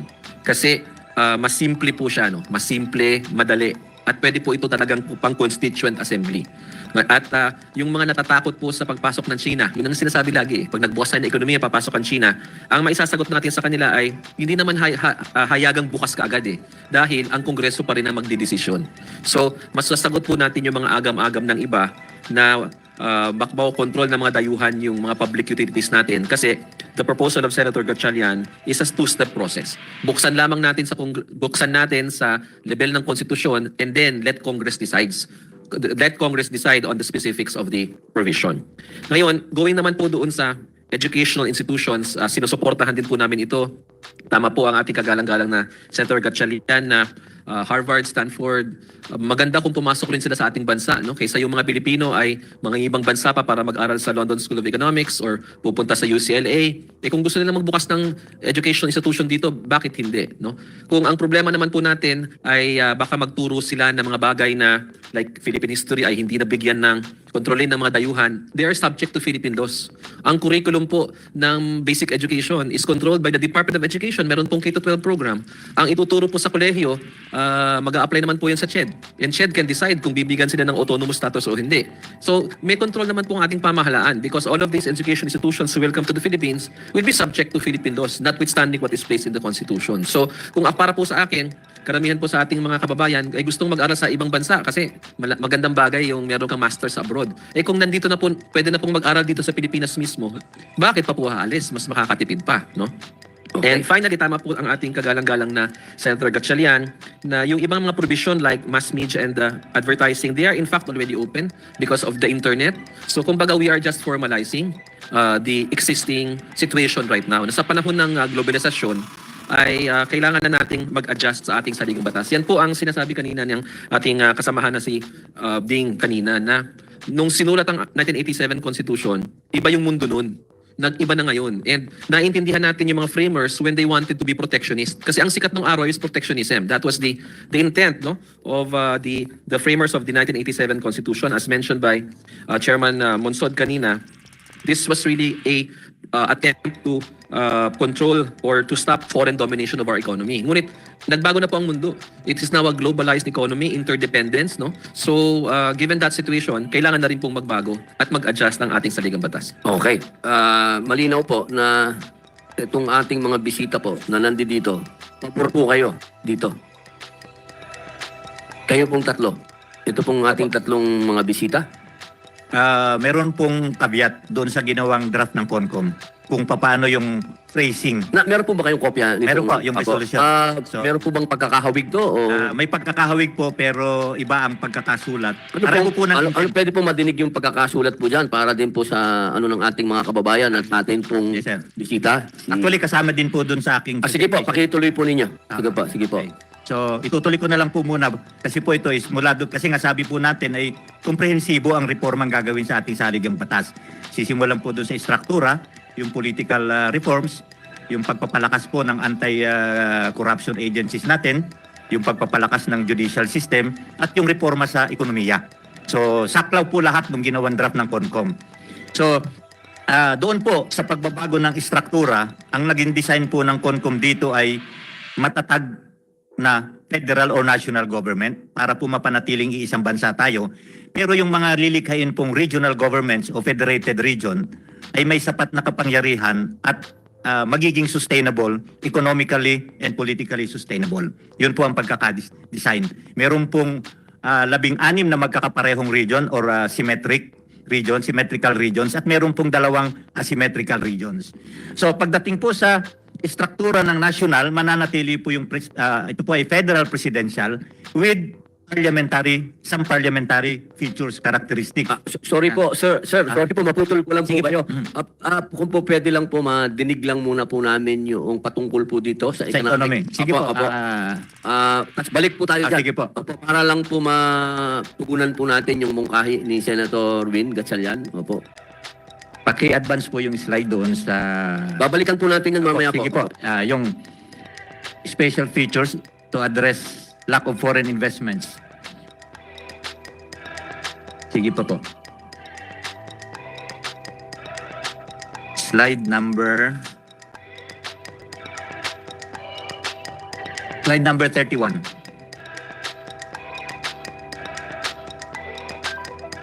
Ayan. Okay. So ang ginawa po ng CONCOM dito ay katulad po ng panukala ni Senator Win Gatchalian ay binibigyan kapangyarihan ng Kongreso na gumawa ng batas. Okay.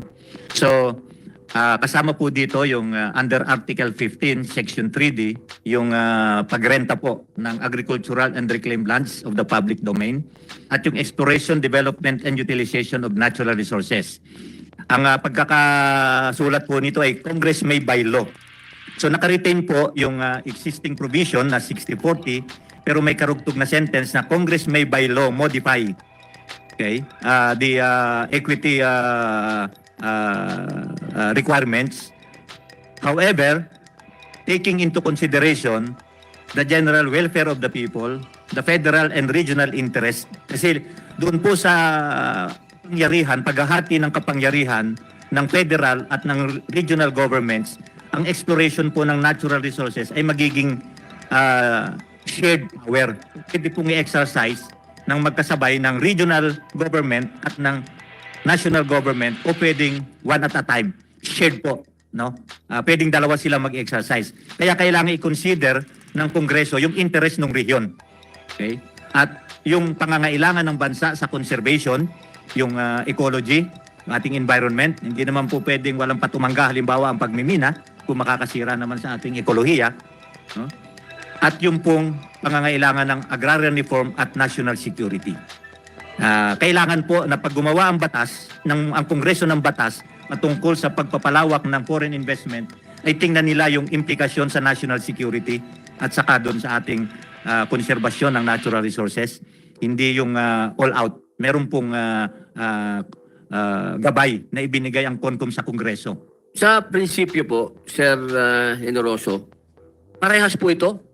In principle po, yes. In principle, parehas po ito, no? Nang sinasabi ng panukala ni Senator Win. Yes, in a way. But in principle po. Magaling po kayong magtagalog eh. Pwede po bang ano ang pinagkaiba nung unless otherwise provided by law? Tsaka po yung sinasabi nyo naman dyan.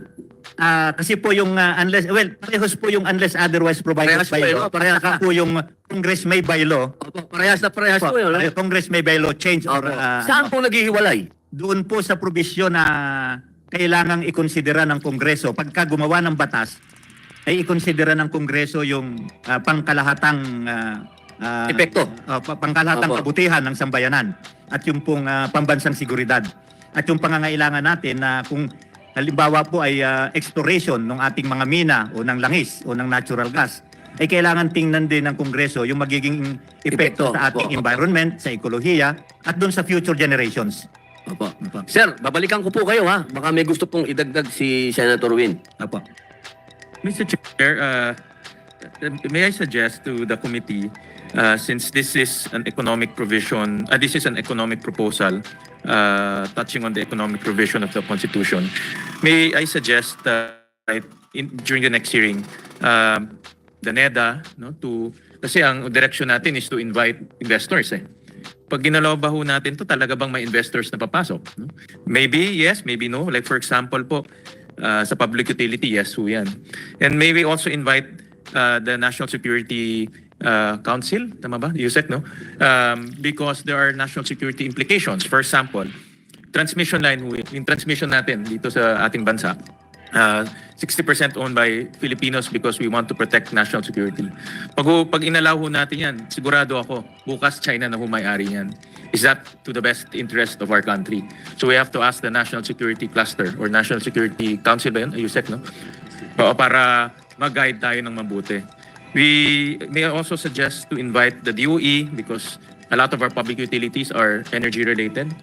The MWSS because of water, and then the DOTR because of the ports. Under the new law, yung Public Services Act, may naiwan pong mga sectors doon that are considered public utility. So para po marinig natin sa kanila, kung talagang magpapasok ba ang investor, let's invite these departments. In so far as education is concerned, let's invite CHED, DepEd, and the PRC, in Professional Regulatory Commission. Because CHED will also know the trends. No? Ano ba yung trends na nakikita natin sa buong mundo? At masasabi nila rin sa atin kung ano yung kabutihan pag binuksan natin ang sektor ng edukasyon at pinapasok natin yung mga foreign institutions. No? There are pros and cons. Of course, the pro there, yung pinakamagagaling na institution pupunta dito. Pero ang cons naman doon ay makakalaban naman nila yung mga local professors natin. No? Yan ang nagiging issue. So pag-aralan natin mabuti ho yun kung ano ang overall kabutihan. But so in the next hearing, Mr. Chair, I suggest to invite the different departments to give their comments on the different sectors that we aim to fully open. No? But I have a question, Mr. Chair, and I want to direct this to Attorney Monsod, who is considered one of the experts of our Constitution. My proposal is limited to the economic provision, but can we limit Congress to the discussion of the economic provision, or when we call for a CONAS, which is the mode here, we open the Constitution and hindi na natin makokontrol kung ano yung papasok doon, no? Dahil gusto nga natin economic provision, pero baka pumasok naman political, baka pumasok naman iba pa, no? And the discussion will become open, no? So yan rin ho ang dapat rin natin tignan, and I'm sure Attorney Monsod can give us some guidance on that, no? On how to proceed in terms of process. Sir? Senator, when you were not here, I was saying that actually our Constitution, by definition and by legislation, has been clarified, and there is a lot of liberalization already, as you said. Except, of course, land, with which I agree with you. But in natural resources, on media, on advertising, on public utilities, there is EPIRA, there is the recent law. Why are you going to touch the Constitution when there's no need to do it? You trivialize the Constitution when you do that. Oh, by the way, I want to put a comma here. I want to put... I don't think that Sorry po, maputol ko po kayo ang pagbabalik po ng ating Senator De La Rosa. Sige po. Yeah. And then there are people who say, well, it's already 35 years old. We must look at it. The U.S. Constitution has been there for 240 years, way before there was any of these things. 27 amendments. No massive revision or sweeping change in their constitution. And they find ways and means to interpret it. And that builds trust in government and in our institutions. Just because it's been there. Now, I notice, doon po sa question na structure. Is the problem structure or people? The checks and balances, nandyan po. Independence of the Supreme Court, nandyan po. Lahat nandyan na. Is it because of the structure or because the people who are appointed there defer to the power? And that's based and rooted in a dynastic feudalistic system that we have to get rid of. And you can't get rid of it by a big bang theory of a sweeping change in the Constitution on structures and everything. The Puno Committee is a new Constitution. It's not a revision of the Constitution. It's a new Constitution. You read through it. 82 pages of it, 150% longer than the 1987 Constitution. So what I'm saying, sir, is that are we barking at the wrong tree, on this? And if we want change, we have to change from the bottom. And it takes a long time to change culture and the behavior of people. And let's start with the barangay elections in December. The chance we postpone it to 2023, those barangay captains would have served over 7 years when their term should only be 3 years. Is that a problem of structure? It's a problem of people postponing the elections, and now they want to postpone it again. It's a political move. It is not something for the country. And that's what we're doing. People abuse the power of appointment, don't we? We see that all the time. Every administration wants somebody who agrees and will defer to him or her during the 7 years in COMELEC. I would put in the law a prohibition that the COMELEC cannot be appointed to any position after serving in the COMELEC. Because I know a lot of COMELEC people who defer because they want to go to the Supreme Court. Yes, sir. Ang sinasabi po ng ating bisita ni Attorney Christian Monsod, ang konstitusyon po ay walang problema. Ang nagiging problema ay yung mga gumagawa ng batas at yung nagpapatupad ng batas. Yung po ang malinaw na sinasabi po ninyo. Sa loob po ng lagpas 30 taon, ito pong konstitusyon ang ginagamit natin. At tayo po na mga mambabatas at yung mga elected ang nagiging suliranin. Yun po ang ayon sa ating bisita. Sumasang-ayon po ba kayo dito? Mr. Chairman, I beg to disagree. Kasi po, mahabang debate na po yan. Parang yung debate po yan ng form over function, function over form. No? Ang ibig pong sabihin, yung institution po ay importante kasi yung institution yung magkocontrol sa tao. Kaya nga po tayo may mga batas. Kung hindi po natin lalagyan ng mga limitasyon, regulasyon, ang behavior ng tao ay hindi po natin makokontrol. So, for example po, nung nagkaroon po ang ating saligang batas ng anti-dynasty provision, ngunit hindi naman po ginawang self-executing yung provision na yun. Hindi naman po binigyan ng ngipin, kumbaga, patuloy po ang political dynasties hanggang sa araw na ito. Pero kung nagkaroon po sana ng maliwanag na definisyon ang anti-political dynasty noong 1987 Constitution, baka po makokontrol po natin. So ang ibig ko pong sabihin, totoo po na importante ang mga tao na nakaupo. Ngunit kung lalagyan mo siya ng forma, lalagyan mo siya ng mga limitasyon, lalagyan mo siya ng regulasyon, makokontrol mo ang kanyang paggalaw. At napaka-importante po na yung ating saligang batas ay makapagbigay ng mga gabay sa mga tao na manunungkulan para sumunod ng tama, para maging maayos ang kanilang pamamahala. Sige po. Sige po. Yung anti-dynasty provision is precisely the example of why we cannot trust legislator to do some things. Sabi nila, the legislature told us, kasalanan ninyo yan, hindi nyo nilagay dun sa constitution yung definition of a dynasty.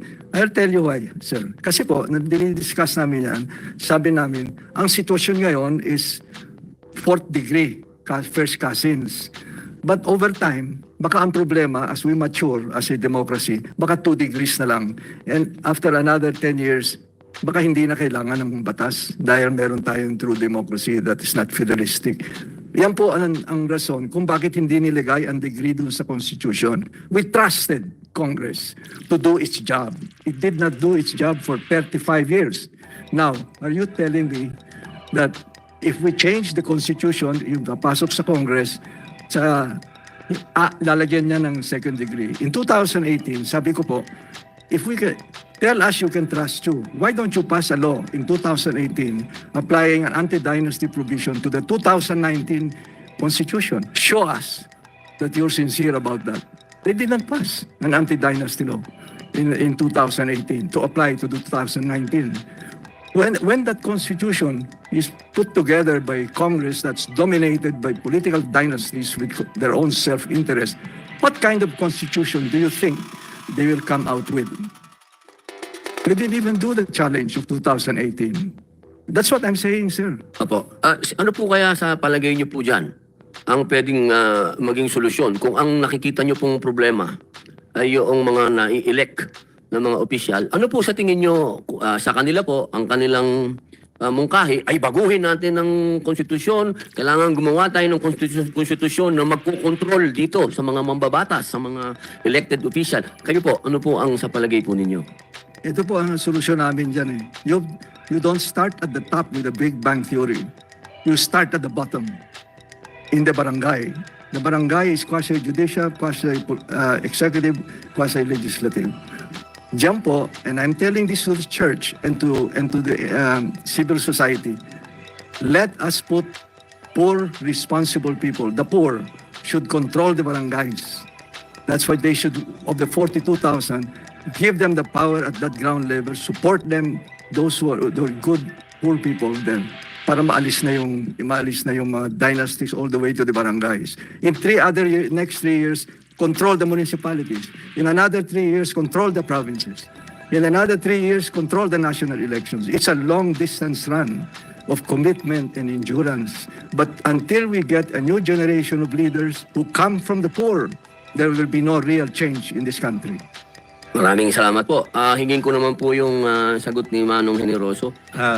Pagka po, with all due respect to Atty. Mansur, pagka ganun po ang susundan natin ay abutin po tayo ng second coming ni Jesus Christ. But ang tanong po is, ang problema po ba ay sistema o tao? Ang tao po ay hinuhubog ng sistema.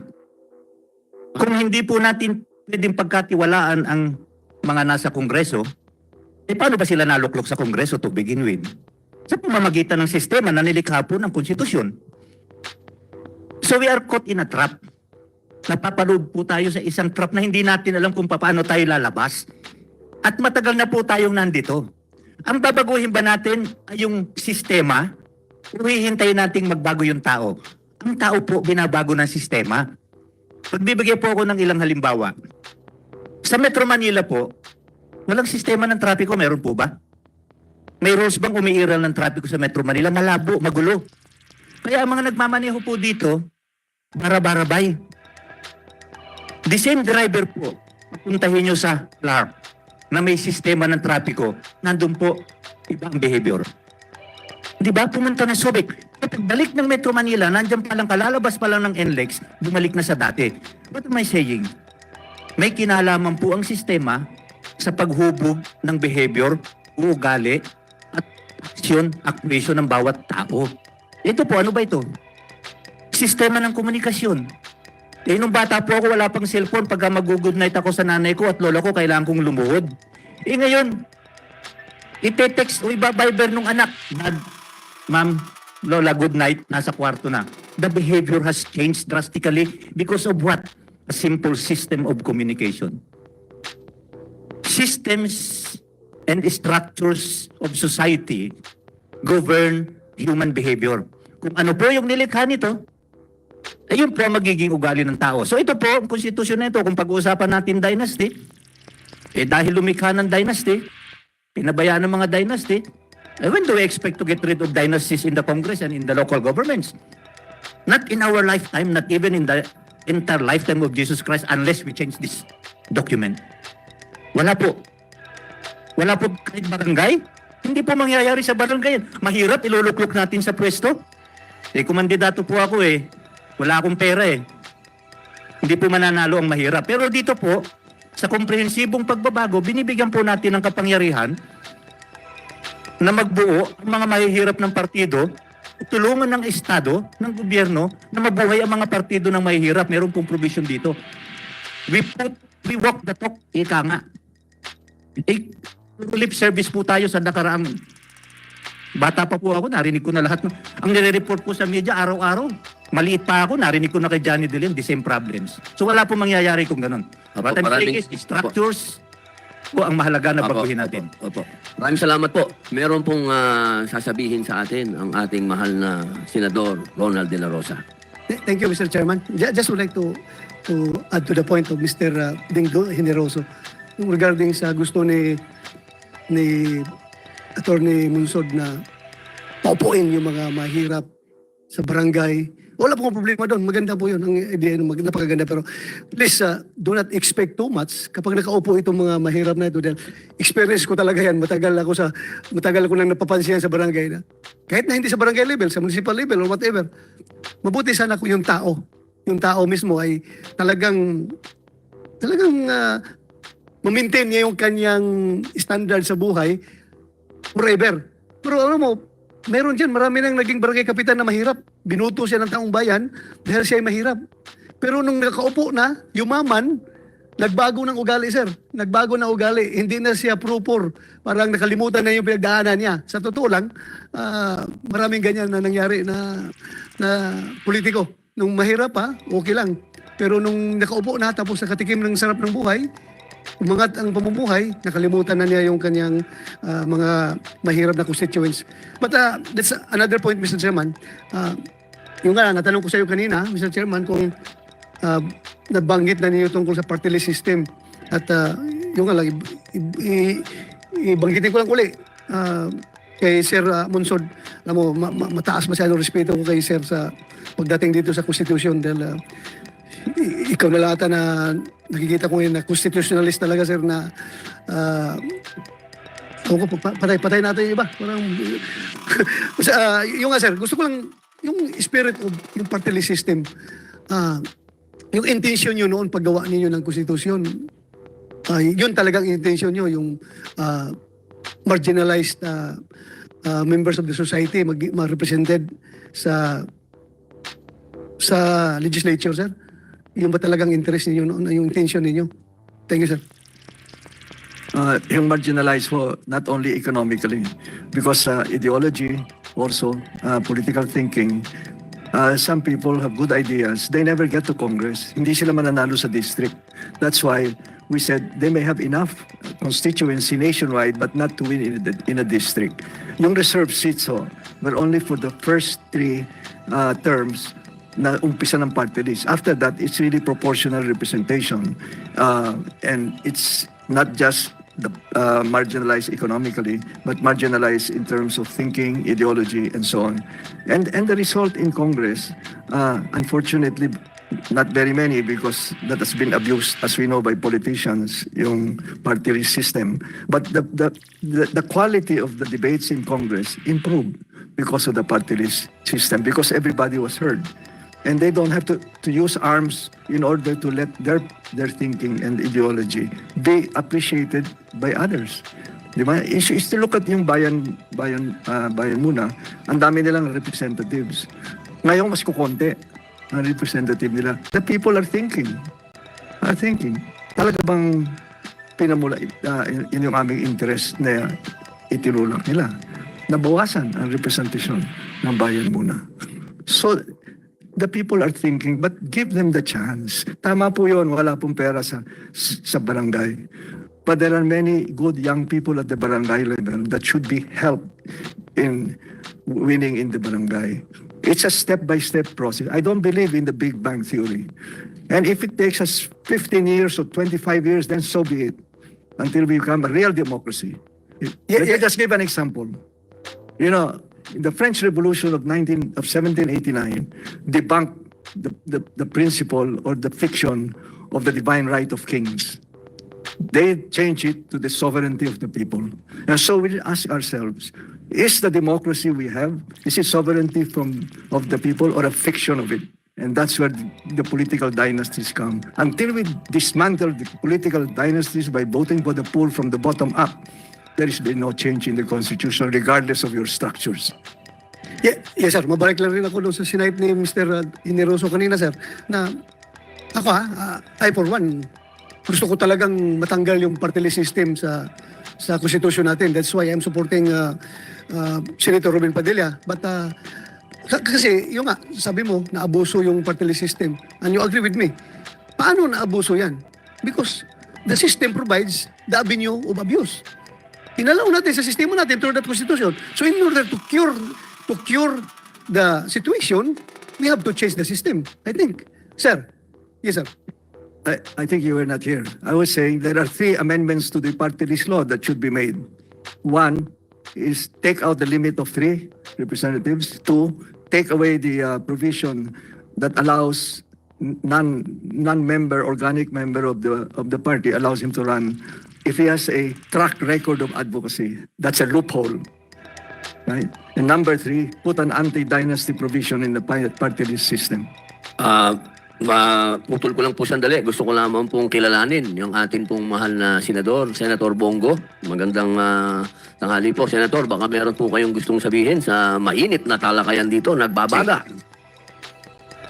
Mr. Chairman, my fellow senators and all distinguished resource persons, magandang araw po. A short manifestation lang po and suporta po sa ating chairman. The Constitution is our country's most important document. It is that which empowers public institutions, embodies fundamental regulations and principles, provides people's rights, and maintains law and order in the country. It is the very backbone of society, and it equips us legislators with the basis for proposing and enacting laws, a power that is vital in addressing the needs and interests of the nation and our people. However, our Constitution, remarkable as it is, contains provisions which are either outdated and are no longer helping our country grow and advance alongside today's most pressing concerns. Napakatagal na po ng ating Constitution. I think it's 36 years na po. Halimbawa po sa pinag-usapan ngayon ang federalismo. Sa federalismo, mas magiging mabilis ang pag-unlad dahil mas malaking bahagi ng income ng mga local governments mula sa kanilang mga likas na yaman ang maiwan sa kanila. Magkakaroon ng dagdag at mas malawak na kontrol ang mga local officials sa pagresolba ng kanilang mga problema. Mas magiging akma ang mga solusyon dahil mas alam nila ang punot dulo ng mga issue. Mas alam nila, mas kapa nila ang problema sa baba mismo sa kanilang mga lugar. At mas magiging mabilis ang paghatid ng serbisyo, mas giginhawa ang bawat Pilipino.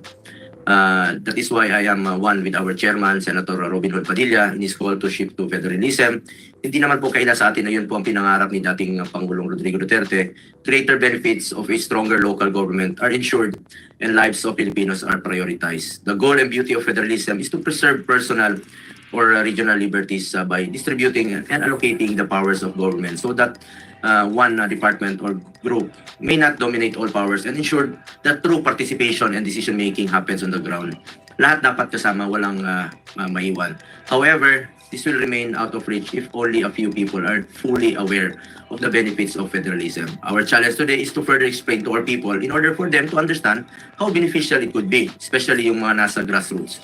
This needs to be properly explained to raise public awareness and engage fruitful participation. Isa po yan sa pinangako ni Pangulong Duterte nung umupo siya noong 2016. And even during 2014 sa kanyang tour around the country, yung tinatawag niyang federalism education tour, talagang mahirap pong ipaintindi. Dapat i-explain ng mabuti sa mga kababayan natin kung ano po ang benepisyo ng federalism.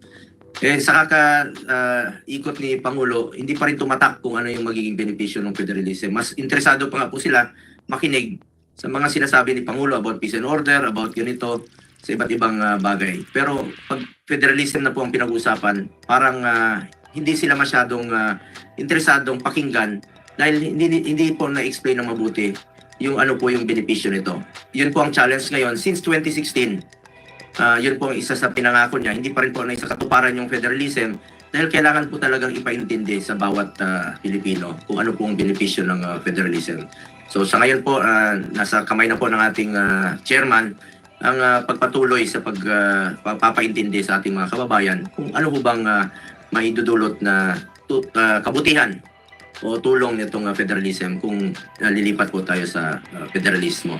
At magtulungan lang po tayo, Mr. Chairman, kung paano po ipaintindi sa mga kababayan natin dahil talagang dapat detalye po na maintindihan nila kung ano pong kabutihan idudulot nito para sa ating bayan. That is why I am pledging my support to this committee headed by our good chairman, and I commend his initiatives to review and study the 1987 Philippine Constitution. We must always pursue whatever is the best for our country and our people. Kung gagalawin man po ang Constitution, dapat po ang makikinabang ang taong bayan. Dapat po ang Pilipino po ang makikinabang dito, hindi po ang politiko. Maraming salamat po. Thank you, Mr. Chair. Maraming salamat po, Senator Bongo. Napakaganda po ng inyong statement. Wala na po tayong oras, mga mahal naming mga bisita. Sir Generoso, inaanyayahan po namin kayo bukas uli para po maituloy po ninyo yung inyong... Pasensya na po, uminit po kasi yung talakayan. Kaya medyo napuputol-putol po yung inyong presentasyon. Wala pong problema. Opo, at yung ating pong mga kasamang mga senador ay uminit din. At lalong uminit pa si Sir Attorney Christian Mulsod. Kaya napakaganda po nung talakayan, nabitin po tayo sa oras. At yung atin pong bisita rin, si Sir Orion Perez Dumdum. Prof, sensya ka muna. At hilingin namin bukas. Sige po, gusto niyo po Sir Orion, sige po, nakataas po ang inyong kamay. Meron po kayong ilang minuto para makapagsalita. Okay po. Thank you po. Maraming salamat po, Tagapangulo, Sir Senator Robin Hood Padilla. Meron lang po ako mga sasabihin ditong mga rebuttal po sa mga medyo may mga pagkakamaling na sabi, mga blatant mistakes po na nasabi si Mr. Monsod sa kanyang mga sinasabi kanina. Meron po siyang sinabi kanina na yung Constitution ng USA ay nasulat habang ang USA daw ay isang equal society. Sobrang mali po yun. Sobrang mali po yun. May slavery po sa USA nung time na yun at marami pong mga puting indentured servants. Very unequal agrarian society ang USA nung time na yun. And they even had slavery, not just slavery, the US Constitution considered slaves to be 3/5 of a white person in the counting of congressional districts. Yun po yung tinatawag nating the 3/5 compromise of the US Constitution. So mali po yun. May sinabi rin po si Mr. Monsod that the World Bank has never put as a hindrance the Constitution. Mali po yun. Meron pong 2018 document ang World Bank, let me just bring this up, this document that's mentioned. Meron pong sinasabi dito sa tawag nito, page 9, top 10 policy actions. Number 4 among those is reduce restrictions on foreign investors. Yung po yung nakasulat. And naka-mention talaga doon yung Constitution talaga. Sasabihin ko rin po bakit mali po ang pagkakaroon ng constitutional restrictions sa 1987 Constitution. Bine-weaponize po ito lagi ng mga kumukontra sa ilang mga kumpanya. Ang FedEx po ay nahatulan na hindi raw sila constitutional dahil majority American owned daw sila. At sinabi po, kahit hindi totoo, sinabi po na public utility raw sila. Ngayon, ganun din ang nangyari sa angkas. Sinabi rin na sila raw ay public utility. Yung pala, hindi sila public utility. Pero misinterpret sila as a public utility. Actually, they are an IT company. Yan sila, may application po sila, mobile app para mag-ride hailing. Hindi po sila public utility, pero sinabing inaabuso po ang Constitution para kontrahin sila dahil ang kanilang owner dati, ang kanilang chief owner ng company ay si Angeline Tam na isang Singaporean. Buti na lang si Ma'am Angeline Tam ay may Filipino husband na si George Royeca at doon po pinalipat ang mga majority shares. Kaya hindi na sila nasama dyan. Pero laging wine-weaponize ang 1987 Constitution para sabihin na itong kumpanyang ito ay hindi pwedeng pumasok sa Pilipinas or whatever. Yan ang nangyayari. Another one, dynasties. Sabi ni Mr. Monso, dynasties. In reality, ladies and gentlemen, the 1987 Constitution worsened dynasties. This comes from the research of Dr. Pablo Querubin. He's not Filipino, he's a Colombian PhD. And he basically showed that it was the introduction of term limits that forced incumbents who were still enjoying popularity and confidence in their constituencies to field family members to continue their projects. Kaya dumami po ang mga dynasty sa Pilipinas dahil sa 1987 Constitution. Yun po ang isa sa mga major reasons. Now, structure or the people? It's the structure. The people are the result of the lousy structure. The way people behave is the result of the lousy structure. I'll give an example. North Korea versus South Korea. Same ethnic group, same people, same culture, pero different systems. Ang isa komunista, ang isa kapitalista. Iba ang kanilang economic system. Tingnan nyo ang nangyari. Sino ang mayaman? Sino ang sobrang mahirap na ang mga tao kinakailangan kumain ng tree bark dahil sa sobrang hirap nila. Yung po, when a sports team does poorly, you don't get rid of the team's players. You usually replace the coach, and the good coach uses a different system, okay, a different way of playing from the old coach using the same team players. Yung po ang nangyayari, it's a different system that is used by a different coach. Kaya nagkakaroon ng wins yung isang team na pareho lang naman yung mga members dun sa dati na iba yung kanilang coach na at iba rin ang kanilang sistema ginagamit. Tapos sinasabi ni Mr. Monsod, there is no literature in the world that says that one system is better than the other. Totally wrong. There is so much, a plethora of literature, particularly on federalism and parliamentary systems. Federalism, Dr. Ronald Watts, Dr. Donald Horowitz, Dr. Michael Breen, Dr. Gabriel Landre Adiola, Dr. Tatu Van Hanen. So many others. There are hundreds of them. You look for them. You can Google. May Google na po tayo ngayon. May internet na po tayo ngayon. I am an OFW and I work in the IT industry. Kaya ganito po yung ginagawa ko. Nag-research po talaga ako. And I really would like to emphasize to Mr. Monson, please update your knowledge, sir. Parliamentary. Why is parliamentary better than presidential? Dr. Juan Lintz, Dr. Fred Riggs, Dr. Arendt Leiphardt, Dr. Cindy Scott, Dr. Alfred Stepan, Dr. John Gehring, Dr. Stromthacker, Dr. Carola Moreno. So many PhDs internationally. In fact, it is already pretty much understood worldwide that parliamentary systems are superior to presidential systems. Matagal na pong napag-usapan niya. That is exactly why Claro im Recto in 1949 was already pushing for a parliamentary system. Sir Orion, wala na po tayong oras. Pasensya na po. Meron po tayo uli bukas. Amin po kayong iniimbita. At paalala ko lang po sa lahat din ng ating mga bisita para maiwasan po natin yung sakitan o anumang mga emosyon. Mas maganda po na lagi pong patungkol sa chairman ang atin pong mga sinasabi. Huwag po natin ididirekta sa atin pong bisita para mas maganda. Para wala pong personalan, tayo po ay nagpapalitan lang ng mga opinyon at mga kaalaman. Pero bukas po, aasahan po namin kayo lahat na ipagpapatuloy po natin. Pero bago po ito tatapusin, baka may gusto pong idagdag si Sir Monsod. I just wanted to say that in the US, I only made a distinction with emphasis on civil and political rights. There was slavery, but that's civil and political rights. But social and economic was not a primary purpose. That is we gave equal primacy in that case. So I just wanted to clarify that. And then the reason he gives why there is more dynasties are the term limits. Then why are they spreading horizontally and not just vertically? Maraming salamat po. Yun lamang po, mga mahal kong mga bisita. Ulitin ko po, bukas po, meron po tayo uli. Asahan ko po kayo. At wag po nating kalimutan yung rules po natin. At nagpapasalamat po tayo kay Sir Serapio, kay Sir Generoso, kay Sir Malaya, kay Sir Orion Perez Dumdum. At siyempre po kay Attorney Christian Munsot. Maraming salamat po, sir. May we thank you, sir, because the debate went very well because you know how to handle a debate. So let's do away with the presentations and just debate. Maraming salamat po, sir. Kay Attorney Katrina Munsod, maraming salamat po. Sa atin pong mga bisitang senador, sa aking pong nasa kaliwa, si Senator Ronald De La Rosa. Hindi pa po tayo natapos, sir. Marami pang question po si Sir De La Rosa, si Senator.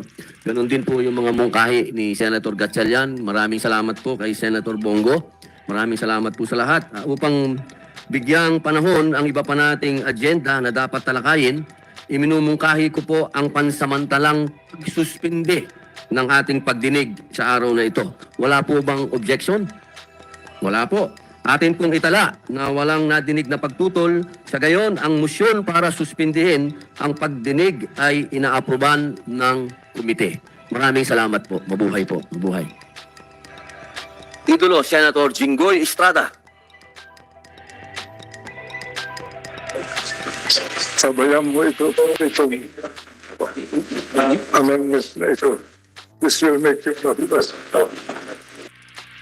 Nagpapasalamat po tayo sa ating nag-iisang alamat, ang naglalakad na kasaysayan ng Inang Bayang Pilipinas, ang amin pong personal na idolo at tagapagpayo, ang kasalukuyang Chief Presidential Legal Counsel ng Pangulo ng Pilipinas at ang dati pong Senate President, Juan Ponce Enrile. Isang magandang umaga po sa inyo. Salamat, Mr. Chairman. Unang-una, nagpapasalamat ako sa inyo sa anyaya ninyo sa akin na dumalo dito sa napakamahalagang usapin tungkol sa mga pagbabago sa mga ilang portion o parte ng saligang batas natin. Ako po ay dumalo dito, I appear here in my personal capacity. I do not represent the president or the presidency in whatever I say here. Although I sought the permission of the president and told him that Your Honor invited me to come here to participate in this proceeding, very important proceeding, and he agreed. I'm ready to answer all the questions that you have in mind. But I would like to tell you that I think your agenda, your direction is the right thing. I've read some of the drafts and proposals that you want to do and to make as a part of our Constitution. And if I were in this House this time, I would have supported you 101% because those are the most important things that must be done to make this country progressive, safe, and modernized. First of all, the economic provisions are antiquated. We do not have the capital to develop the economy of this country to improve the life of a great majority of our people. We can develop this country only if we relax the restrictive provisions, economic provisions of the Constitution. Second, I would like to add to your efforts that we must now remove the restriction imposed by the Korea administration on this country and her people not to have any nuclear in the country. I think, in my personal opinion, that is the most serious and unwanted provision of the Constitution. In the modern world today, a small country can protect itself against the superpowers if they have nuclear weapons. We should remove that restriction and make the country flexible. If we can afford it, we should also have nuclear weapons so that our people will not be trampled upon, let alone made a tuta or a lipin of other countries. We must be sure that we make our people equal, if not better than others. And we need to have an alternative fuel to run our economy because oil and natural gas are finite things. The supply is dwindling, and those that were lucky enough to have these raw materials abundantly in their country will make it very difficult to be available to those of us who do not have it. And the only alternative fuel that we can have is either we cut all our trees or we use nuclear power plants to run the economy of the country. No country is exempted in this. No country can develop unless you have electricity. That is the blood for any country to develop its economy and to provide the best life for her people. So I would propose that you include in your efforts an amendment to the to the 1987 Constitution and remove the restriction imposed by the Cory government and make our country flexible. If we have the money, we can buy nuclear weapons, just like buying an aircraft or a battleship or a cannon to protect our people. And if we do not have enough fuel to create electricity, then we can buy uranium nuclear rods to run a nuclear plant like Ukraine and provide our people the convenience arising from the use of nuclear power to run our economy. The political provisions, Mr. Chair, can be separated from the economic and other provisions that I've mentioned. That can take time to handle. Second, in the manner of accomplishing the task that you want to do, to accomplish, I would suggest that you follow what you have been suggesting. Let it be done by Congress itself, not as a legislative body, but as a constituent assembly. There's nothing esoteric or unusual in these amendments. If we want to change the form of government,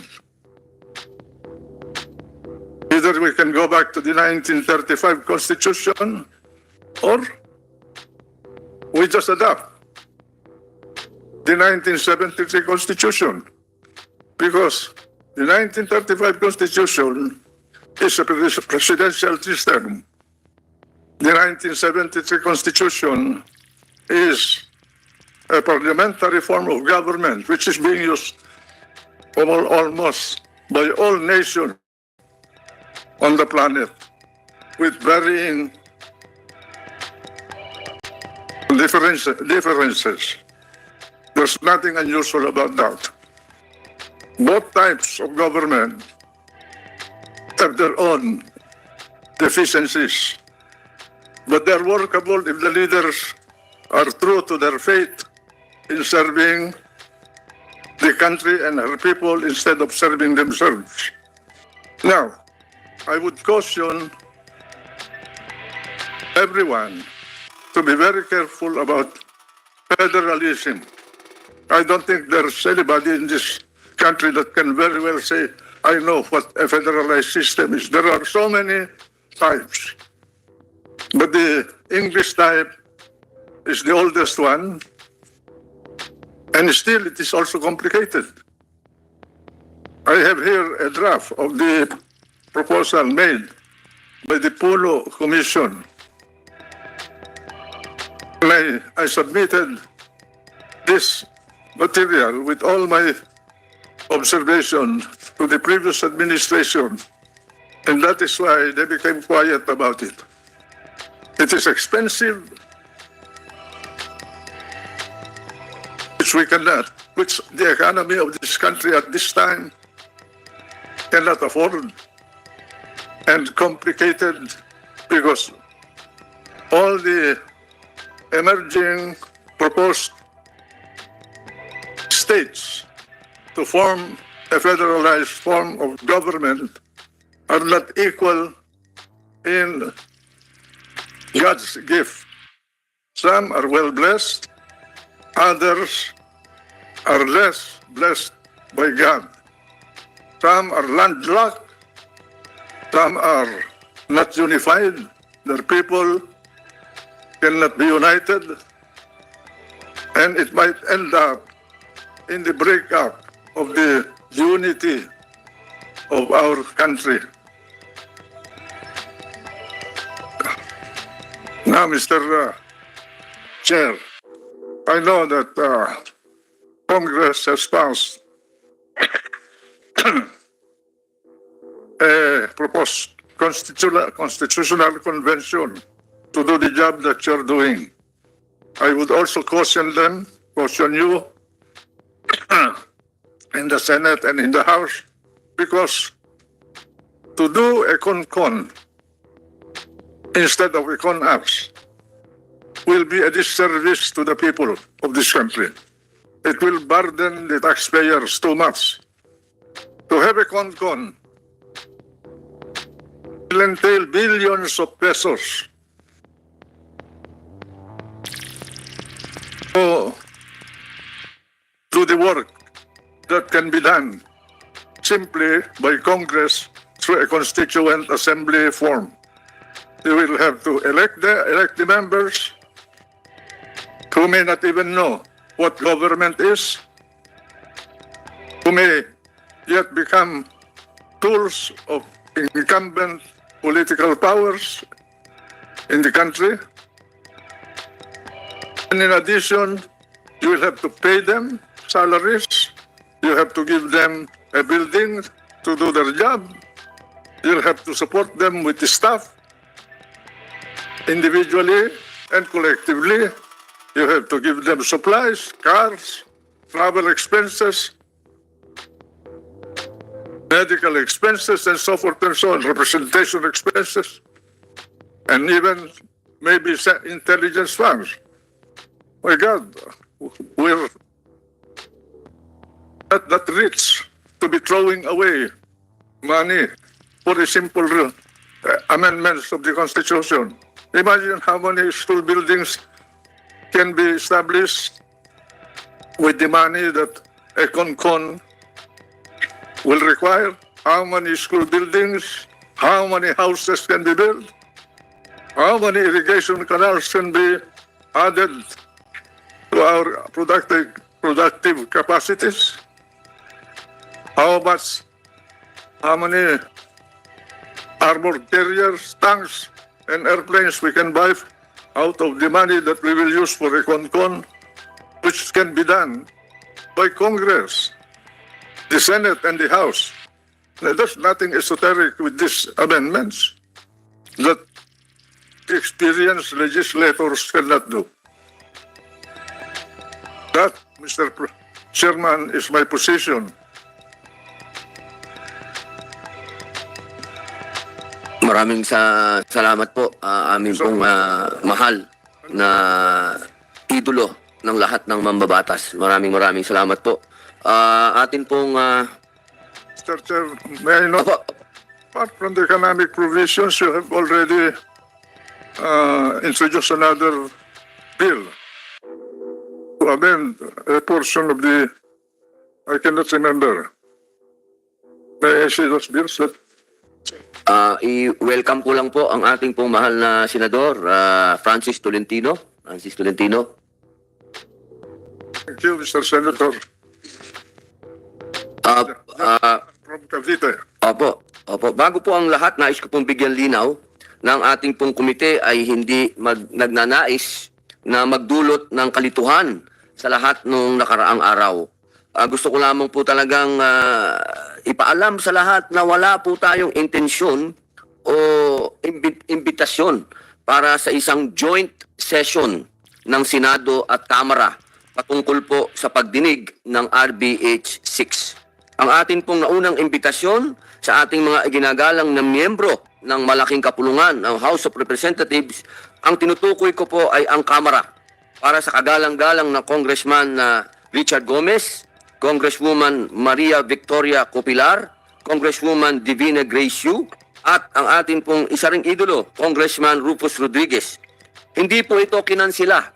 Ito lamang po ay inilipat sa ibang petsa. Ito po ay patutunayan na rin ng mga opisyal na dokumento na meron po tayo. Atin din pong kinikilala ang naunang panawagan ni Congressman Barzaga na gawin pong pribado muna ang pagpupulong ng kung magkakaroon ng pagpupulong ang dalawang kapulungan, ang mataas at ang malaking kapulungan. Kung magkakaroon po ng pagpupulong, ito po ay gagawing executive session. At gusto ko lamang din pong linawin na kailanman hindi po naging balakid ang aming Pangulo ng Senado, Senator Mig Subiri, sa anumang pong pagdinig, sa anumang pong ganap ng committee na ito, 100% pong nakasuporta ang presidente ng Senado. At akin din pong gustong sabihin, ito pong nangyayari ngayon na sabi nila, meron daw hidwaan, pero wala pong hidwaan dito.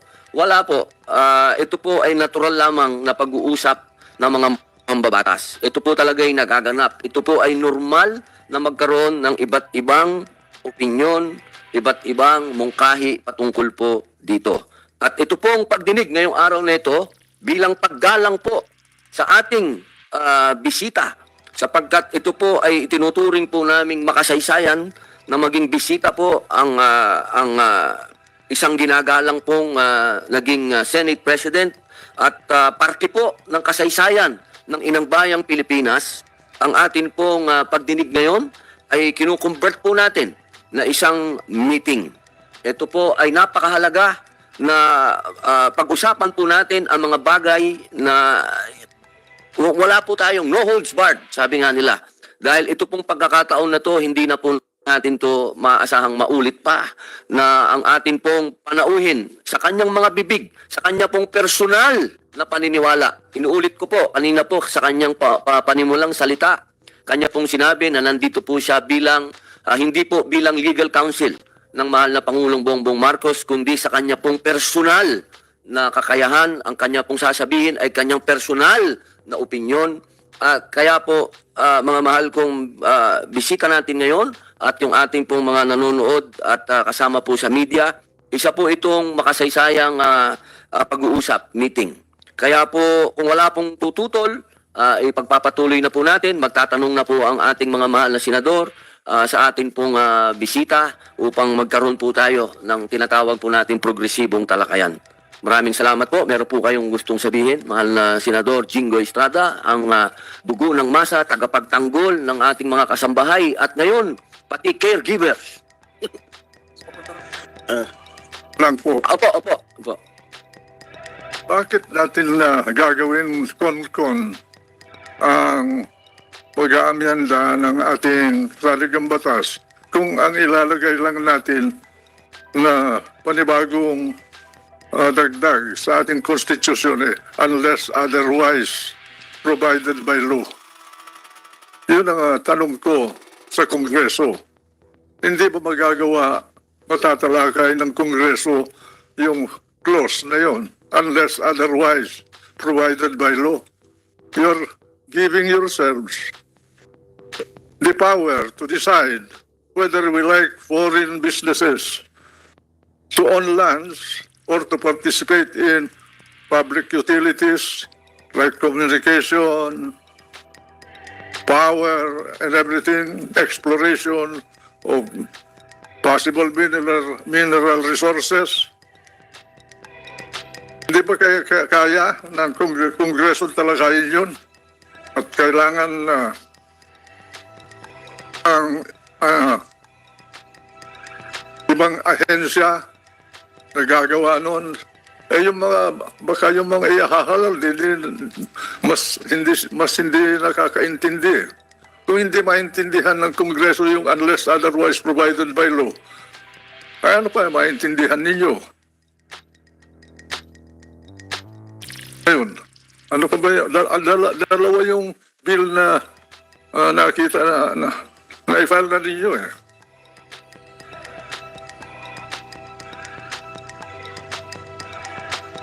Dalawa po yun, mahal naming panauhin. Yung pong isa, ang una po, ang Economic provision. papareho po siyang economic provision po, Ang nakalagay doon, ang idadagdag lang ninyo sa unless otherwise. legislation unless provided by law. Opo, opo. Yung isa ganun din. Opo, yung isa po, final po yun ni Senator Win Gatchalian. Tama yun eh. Naintindihan ng tao yung provided. Ibig sabihin nun, no.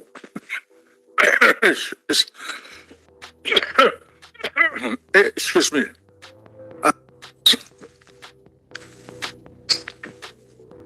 You are what I understand in what you want to do is instead of making the people decide these issues, you transfer the power to determine the advisability or non-advisability in the participation of foreign capital in the development of the country, instead of shackling, tying our people permanently to a restrictive provision where your Congress has no flexibility at all. Congress is supposed to be the guardian of the economy, of the progress of the country, its political stability, and so forth and so on.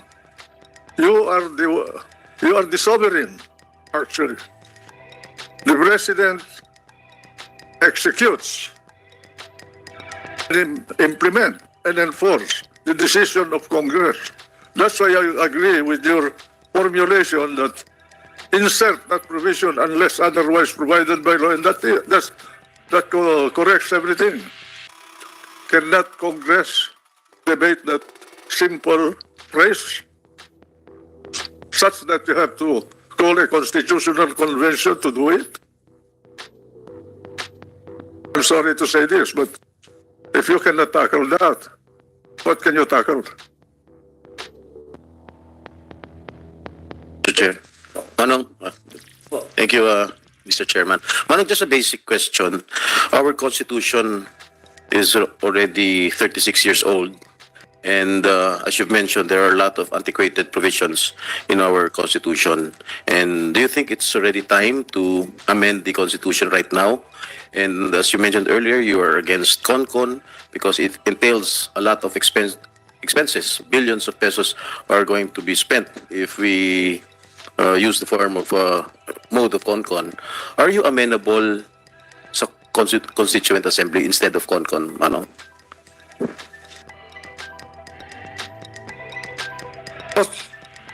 Performing your legislative function, enacting laws, and allot 1 day or 2 days in a week to deal with your constitutional changes. There's nothing difficult to understand about inserting a clause like unless otherwise provided by law. Now, if you're going to overhaul the political portion of the Constitution, that will be different issue altogether. But again, as I said, if the overhaul involves only a change of form of government from presidential to parliamentary, then you do not need a constitutional convention. All you have to do is to pass a joint resolution, vote separately, with three-fourths votes, to adopt Voting separately, Manong. the Constitution. By the way, some say that the Senate is only a number in this. It cannot be. Both houses must vote separately, whether it is written in the Constitution or not. You have separate bodies in the Constitution. You have separate houses, separate sets of officials, separate journal, separate quorum, separate roll call. So did the framers of the Constitution overlook the provision of voting jointly? You do not have to write that in the Constitution, that you must vote separately. The very nature of your bicameralism dictates that you must vote separately.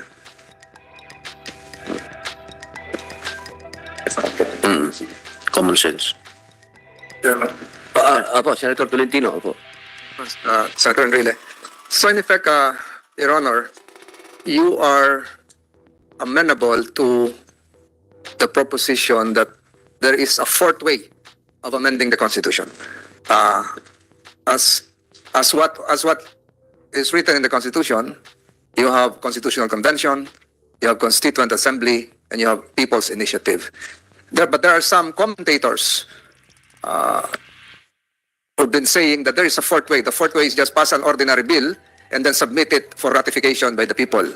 Is that an appropriate way of interpreting the bicameralism mode? Pass a bill, approved by both houses, voting separately, submitted to the people for ratification. And ergo, you change the Constitution. Is that a fourth way, Your Honor?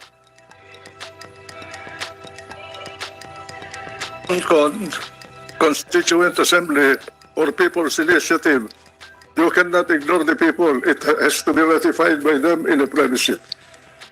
But as far as the method of adopting an amendment, there are three: Constitutional Convention, Constituent Assembly, and People's Initiative. The choice belongs to you as Congress of the people, except that the initiative of the people will have to emanate from the people themselves, but there is a vote and some requirements for that to happen. But by and large, the intent and concept, primary concept of the Constitution, it is Congress itself should be the one to introduce the amendments so that it will be expeditious, because it's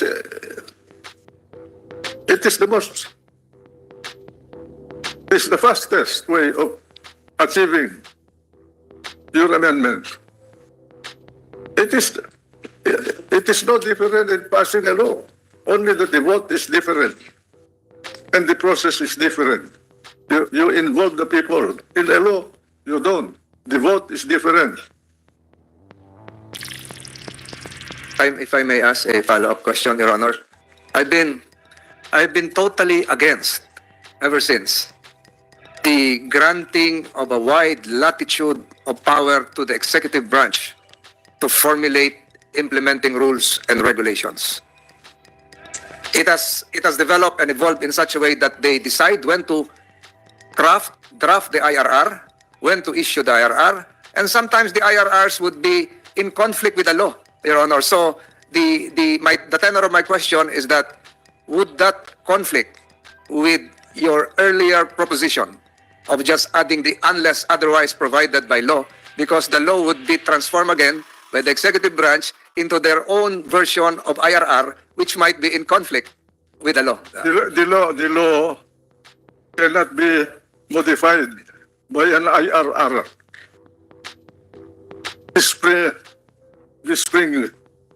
The water of the spring cannot rise above the source. The law is complete in every respect. The one that will have to interpret it with finality is the Supreme Court. But as far as legislation is concerned, when you pass a law, it is complete in every respect. Whatever IRR there is must conform with the text, literal text, and spirit of the law. It cannot be modified. With due respect to my side of the government, and now I'm a member of the cabinet, we cannot amend the law. We have no amendatory powers. That is a practice, I do not know how it was introduced, and it's being abused. Thank you, Your Honor. I just made that clarification because if we really push for the unless otherwise provided for by law clause, that is again subject to abuse, and the oversight functions of Congress cannot extend to the nitty-gritty details of what the executive branch is doing unless overturned by the Supreme Court. But I agree, totally agree, Your Honor, Senator Enrile. Thank you, sir. You can insert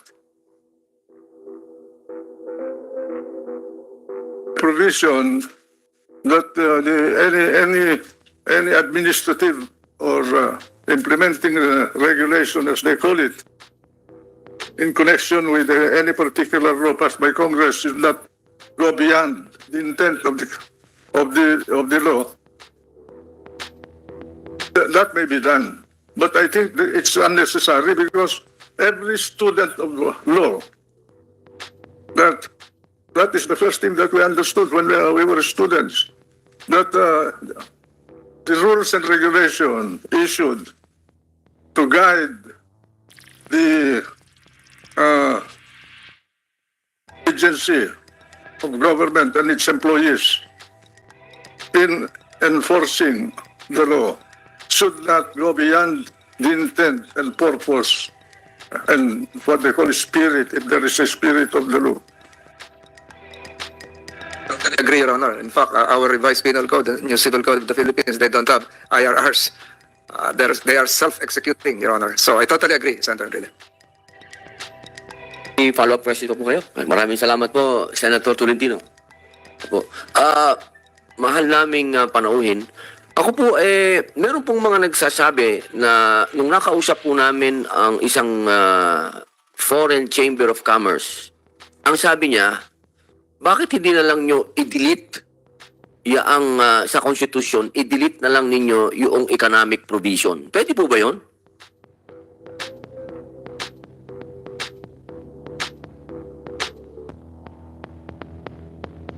Ang sabi po niya, ang sabi po nung isang... Rin naman, pero sa aking paningin, mas safer yung formulation ninyo, Mr. Chairman, sapagkat para maproteksyon na naman natin ang mga kababayan natin kung kailangan. Ngayon, pwede ninyong limitahan, halimbawa, you can limit the quantity of participation in the economy. Ngayon, 60-40. Hindi mo mababago yun. Pero wala tayong kapital na sapat upang matugunan natin ang pangangailangan natin . Credit is global. Right now, this is going up. And credit is becoming scarce. Nagkaka-problema ang mga bangko sa ibang bansa. Dadating yan sa atin. We do not have enough capital here. And yet, our population is growing and we need investments, jobs. Without investment, you do not have jobs. And without jobs, you do not have consumers, you do not have taxpayers. So what happens to the society? It will dwindle, it will struggle until it collapses. So that we will have flexibility, give to Congress the decision to contract or expand the participation of foreign money, direct investment into our economy. After all, they cannot take out this factory and bring it home. They cannot take out the land that they will produce if they reclaim around all the islands of the country. It stays here. Can tell them go home. But we should not do that because nobody will ever come and help us if we do that. We must be friendly to foreign business as everyone else on the planet. From Timbuktu all the way to the Arctic Circle and Antarctic. Mahal na panauhin. Ibig niyo pong sabihin, doon po sa provision, na banggit niyo po yung sa lupa. Sa provision po, doon sa konstitusyon kasi bawal nga po magkaroon ng ang foreigner. Palagay niyo po, panahon na po para payagan po sila. Kaya pag insert mo yung unless provided by law, ang Kongreso ang magsasabi kung 60-40 yan. Pero pwedeng baguhin, pwedeng gawing 20-70 or 55-45 ang hatian or 100% foreigner kung nuclear plant, halimbawa. Mahal na ngayon. Ginagawa yung Bataan. Magkano ba yung Bataan nuclear plant? $16 million. Ngayon, yung $16 million na yun, kung ginawa natin, billion dollar na ngayon yun. At hindi lang yun. Kung hindi sinira yung planta na yun, mas nauna po tayo sa Iran at saka sa North Korea na magkaroon ng nuclear bomb. At hindi tayo inaapi ng mga ibang bansa. Kalukuhan yung utak ng mga gumawa niyan eh.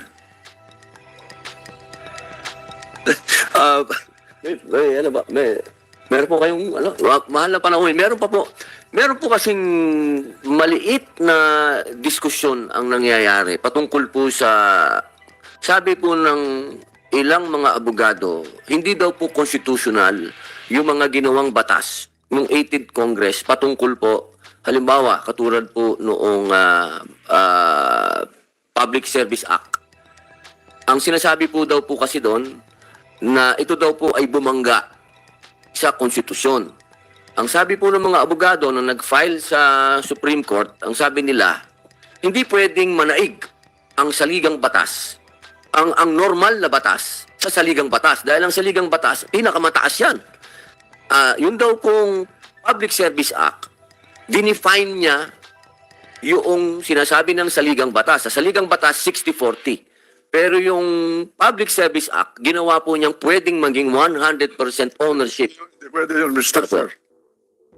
Kung sinabi ng saligang batas 60-40, hindi mo mababago yun. Pero kung sinabi ng saligang batas 60-40, unless otherwise provided by law, anytime pwedeng baguhin ng Kongreso, pwedeng tanggalin momentarily yung 60-40 at ibalik later on or maraming flexible ka. Flexible. At magmamando ang Kongreso as it should be. Of course, with the advice and consent of the President. Always. There must be, although the three branches of government are supposed to be separate and independent from one another, they must also be coordinate. They must coordinate not for themselves but for the country and her people. Paano po yun, mahal naming panauhin? Naglabas na po ng IRR ang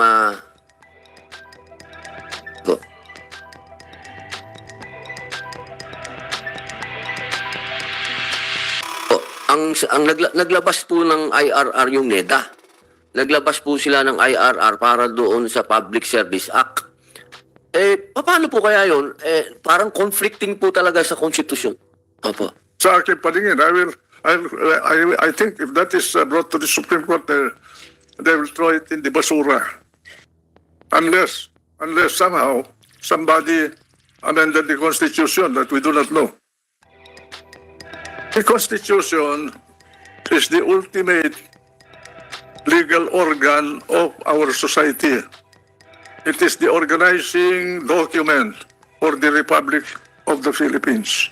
And you cannot modify it unless you go through CONAS or CONCON or People's Initiative. Yung People's Initiative, tingi-tingi yun eh. Kung major revision, you need a constitutional convention. But itong mga panukala na pinag-uusapan ngayon eh, ano ba komplikado no unless otherwise provided by law? Even a first year law student will understand that. Maganda po yung punto po ninyo, mahal naming panauhin. Doon po sa, kanina po, bago po kayo, doon po sa inyong panimulang salita, ang linaw po ng sinabi ninyo na ang Supreme Court lang po ang pwedeng mag-interpret ng batas. Kahit na ang Supreme Court ang interpreter, they cannot go beyond the limitations provided by the Constitution.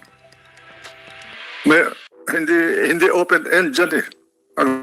There's always a red line.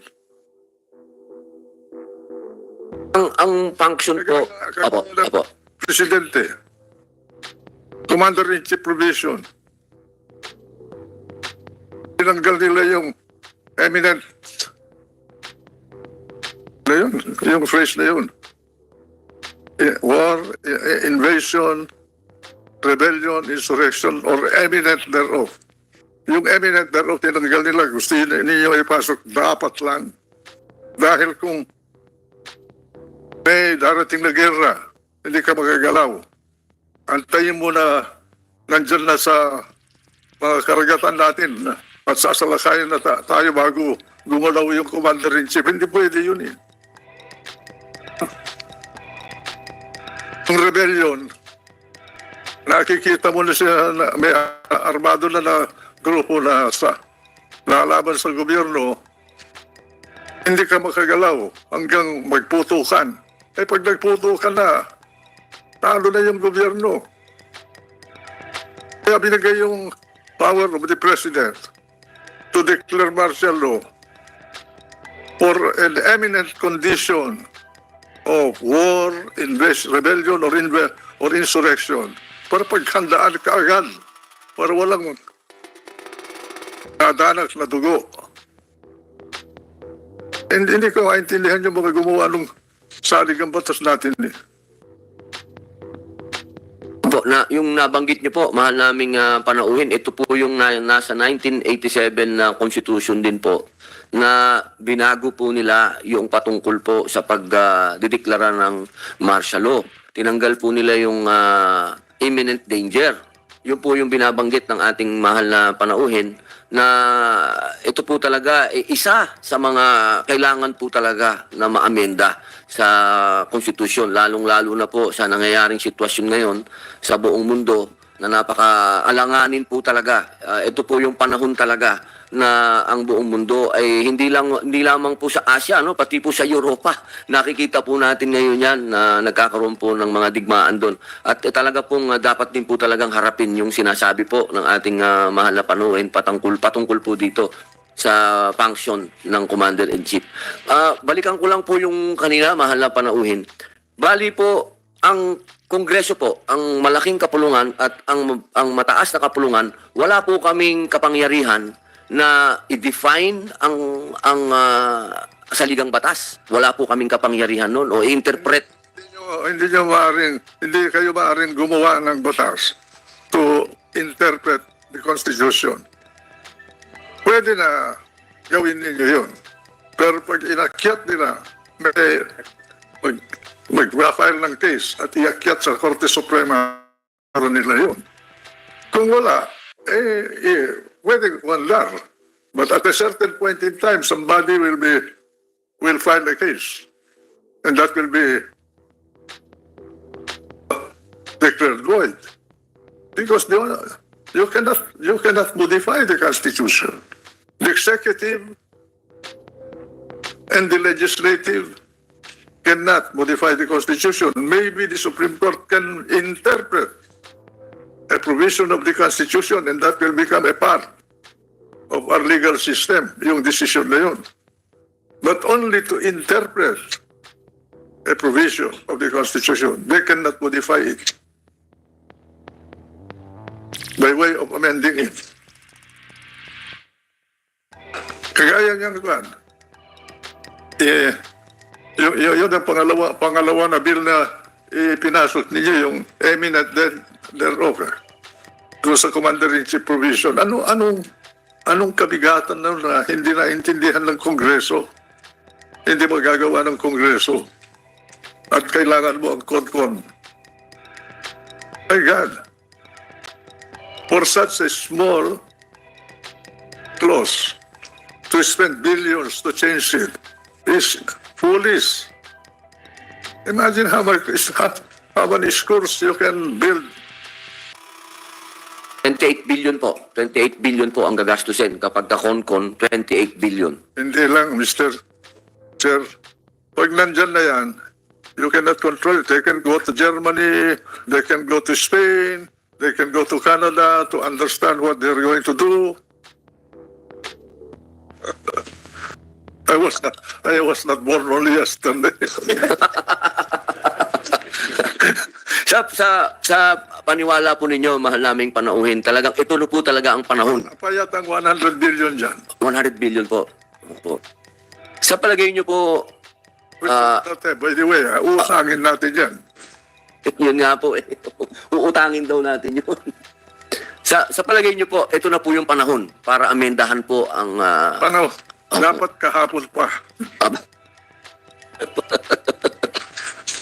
Alam mo, Mr. Chair, yung economic provision, very important yan eh. Sino ba talaga ang gusto nating tulungan sa economic provision na yan? Yung mga mayayaman? I'm not against the rich, ano? They can protect themselves. But because of that 60-40, they monopolize the business in the country. So they can control the amount of jobs that there is. Control the market. Walang competition. But if you open up the country to foreign investment by inserting that provision, unless otherwise provided by law, you can create more jobs. You will increase the tax base of the country. You increase the consuming power of the country. It will become an attractive market for foreigners to come because the people have jobs and they have the economic power to buy. Nakalink lahat yan eh.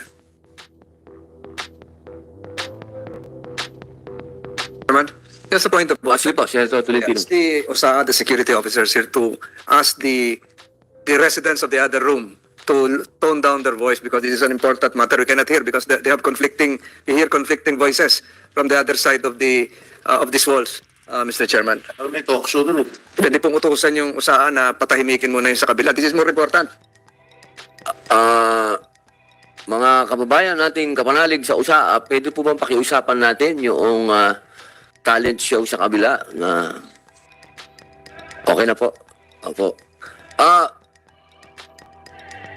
Mahal naming panauhin, sa palagay niyo po ba, ito pong malaking kapulungan, ano po kaya ang naghudyat sa kanila upang itulak po ang kon-kon?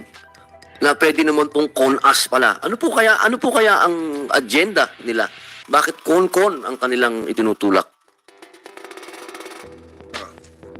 Na ma-achieve yung gusto ninyong gawin through con-us. At kailangan na natin yan. I will tell you, there, as far as I know, and you ask the economist of the country, if I'm wrong, there are only 3 ways to make an economy grow. Investment, either by the government or by the private sector. You invest, you create jobs, you grow the economy. Consumption. If you have consumers, which requires investment, that is another. And the third is export. grow, make your economy grow. Kagaya ng ano bang export natin ngayon? Sustaining our economy. Human beings. Kaya anong pinag-uusapan namin dito sa Senado, yung reproductive bill, kamilan ni Tito Soto ang umupos. Ang sponsor, si Miriam at saka si Pia. Kinontra namin because if you're going to tinker with the birth rate of the country, popularly, that is a popular position. Pero tingnan mo ngayon sa buong mundo, nag-i-import sila ng mga tao dahil matatanda na ang population nila. You cannot produce a worker in a day just like going to a sari-sari store. You need 20 years to have a young worker and a young taxpayer. That's why China is having a problem. Russia is having a problem. Japan is having a problem. They're importing. Germany, all the big countries, because they went into a policy of decreasing their population. Now they are suffering, and that is one of the dangers why the global economy will collapse. Wala na mga bata na workers. Kaya, I think about the retirement laws and so forth and so on, because yung nauuna, mas marami yung nagre-retire kaysa doon sa pumapasok na pumalit sa kanila. They cannot sustain to support the pension requirement of the retiring cohorts of population. Kaya ang Amerika, earlier, nakita nila yung problema na yun, they reverse it. Kaya matatag sila.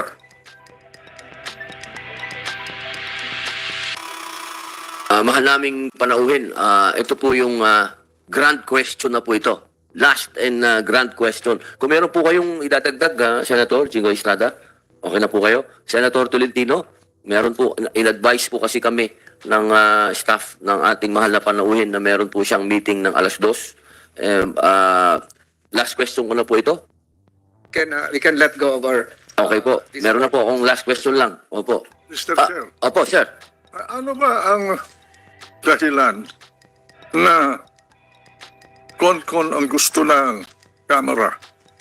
Ano ang dahilan? Hindi nila kaya? Tatalakayin yung mga minumungkahin ninyo na amendment? Yun po sana po ang aking huling tanong.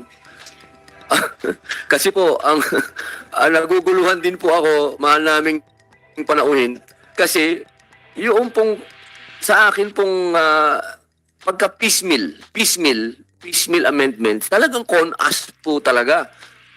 Opo. 27 amendments.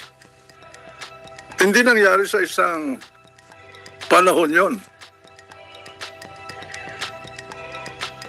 They were done piecemeal over time. Basahin ninyo ang history ng saligang batas ng Amerika. Ang daming amendments. Pero doon sa yung Bill of Rights nila, hindi kagaya natin, ginawa natin in one convention yan. Yung Bill of Rights noong 1935. Pero sa kanila, centuries ang nangyari. 10 amendments over a long period of time. Hindi kagaya natin na noong 1935, kinopya natin yung mga amendments nila in one convention. Ganyan din ang mga ibang bansa sa buong mundo. Germany, federalism. Yan ang experience nila because they had a different historical experience from us.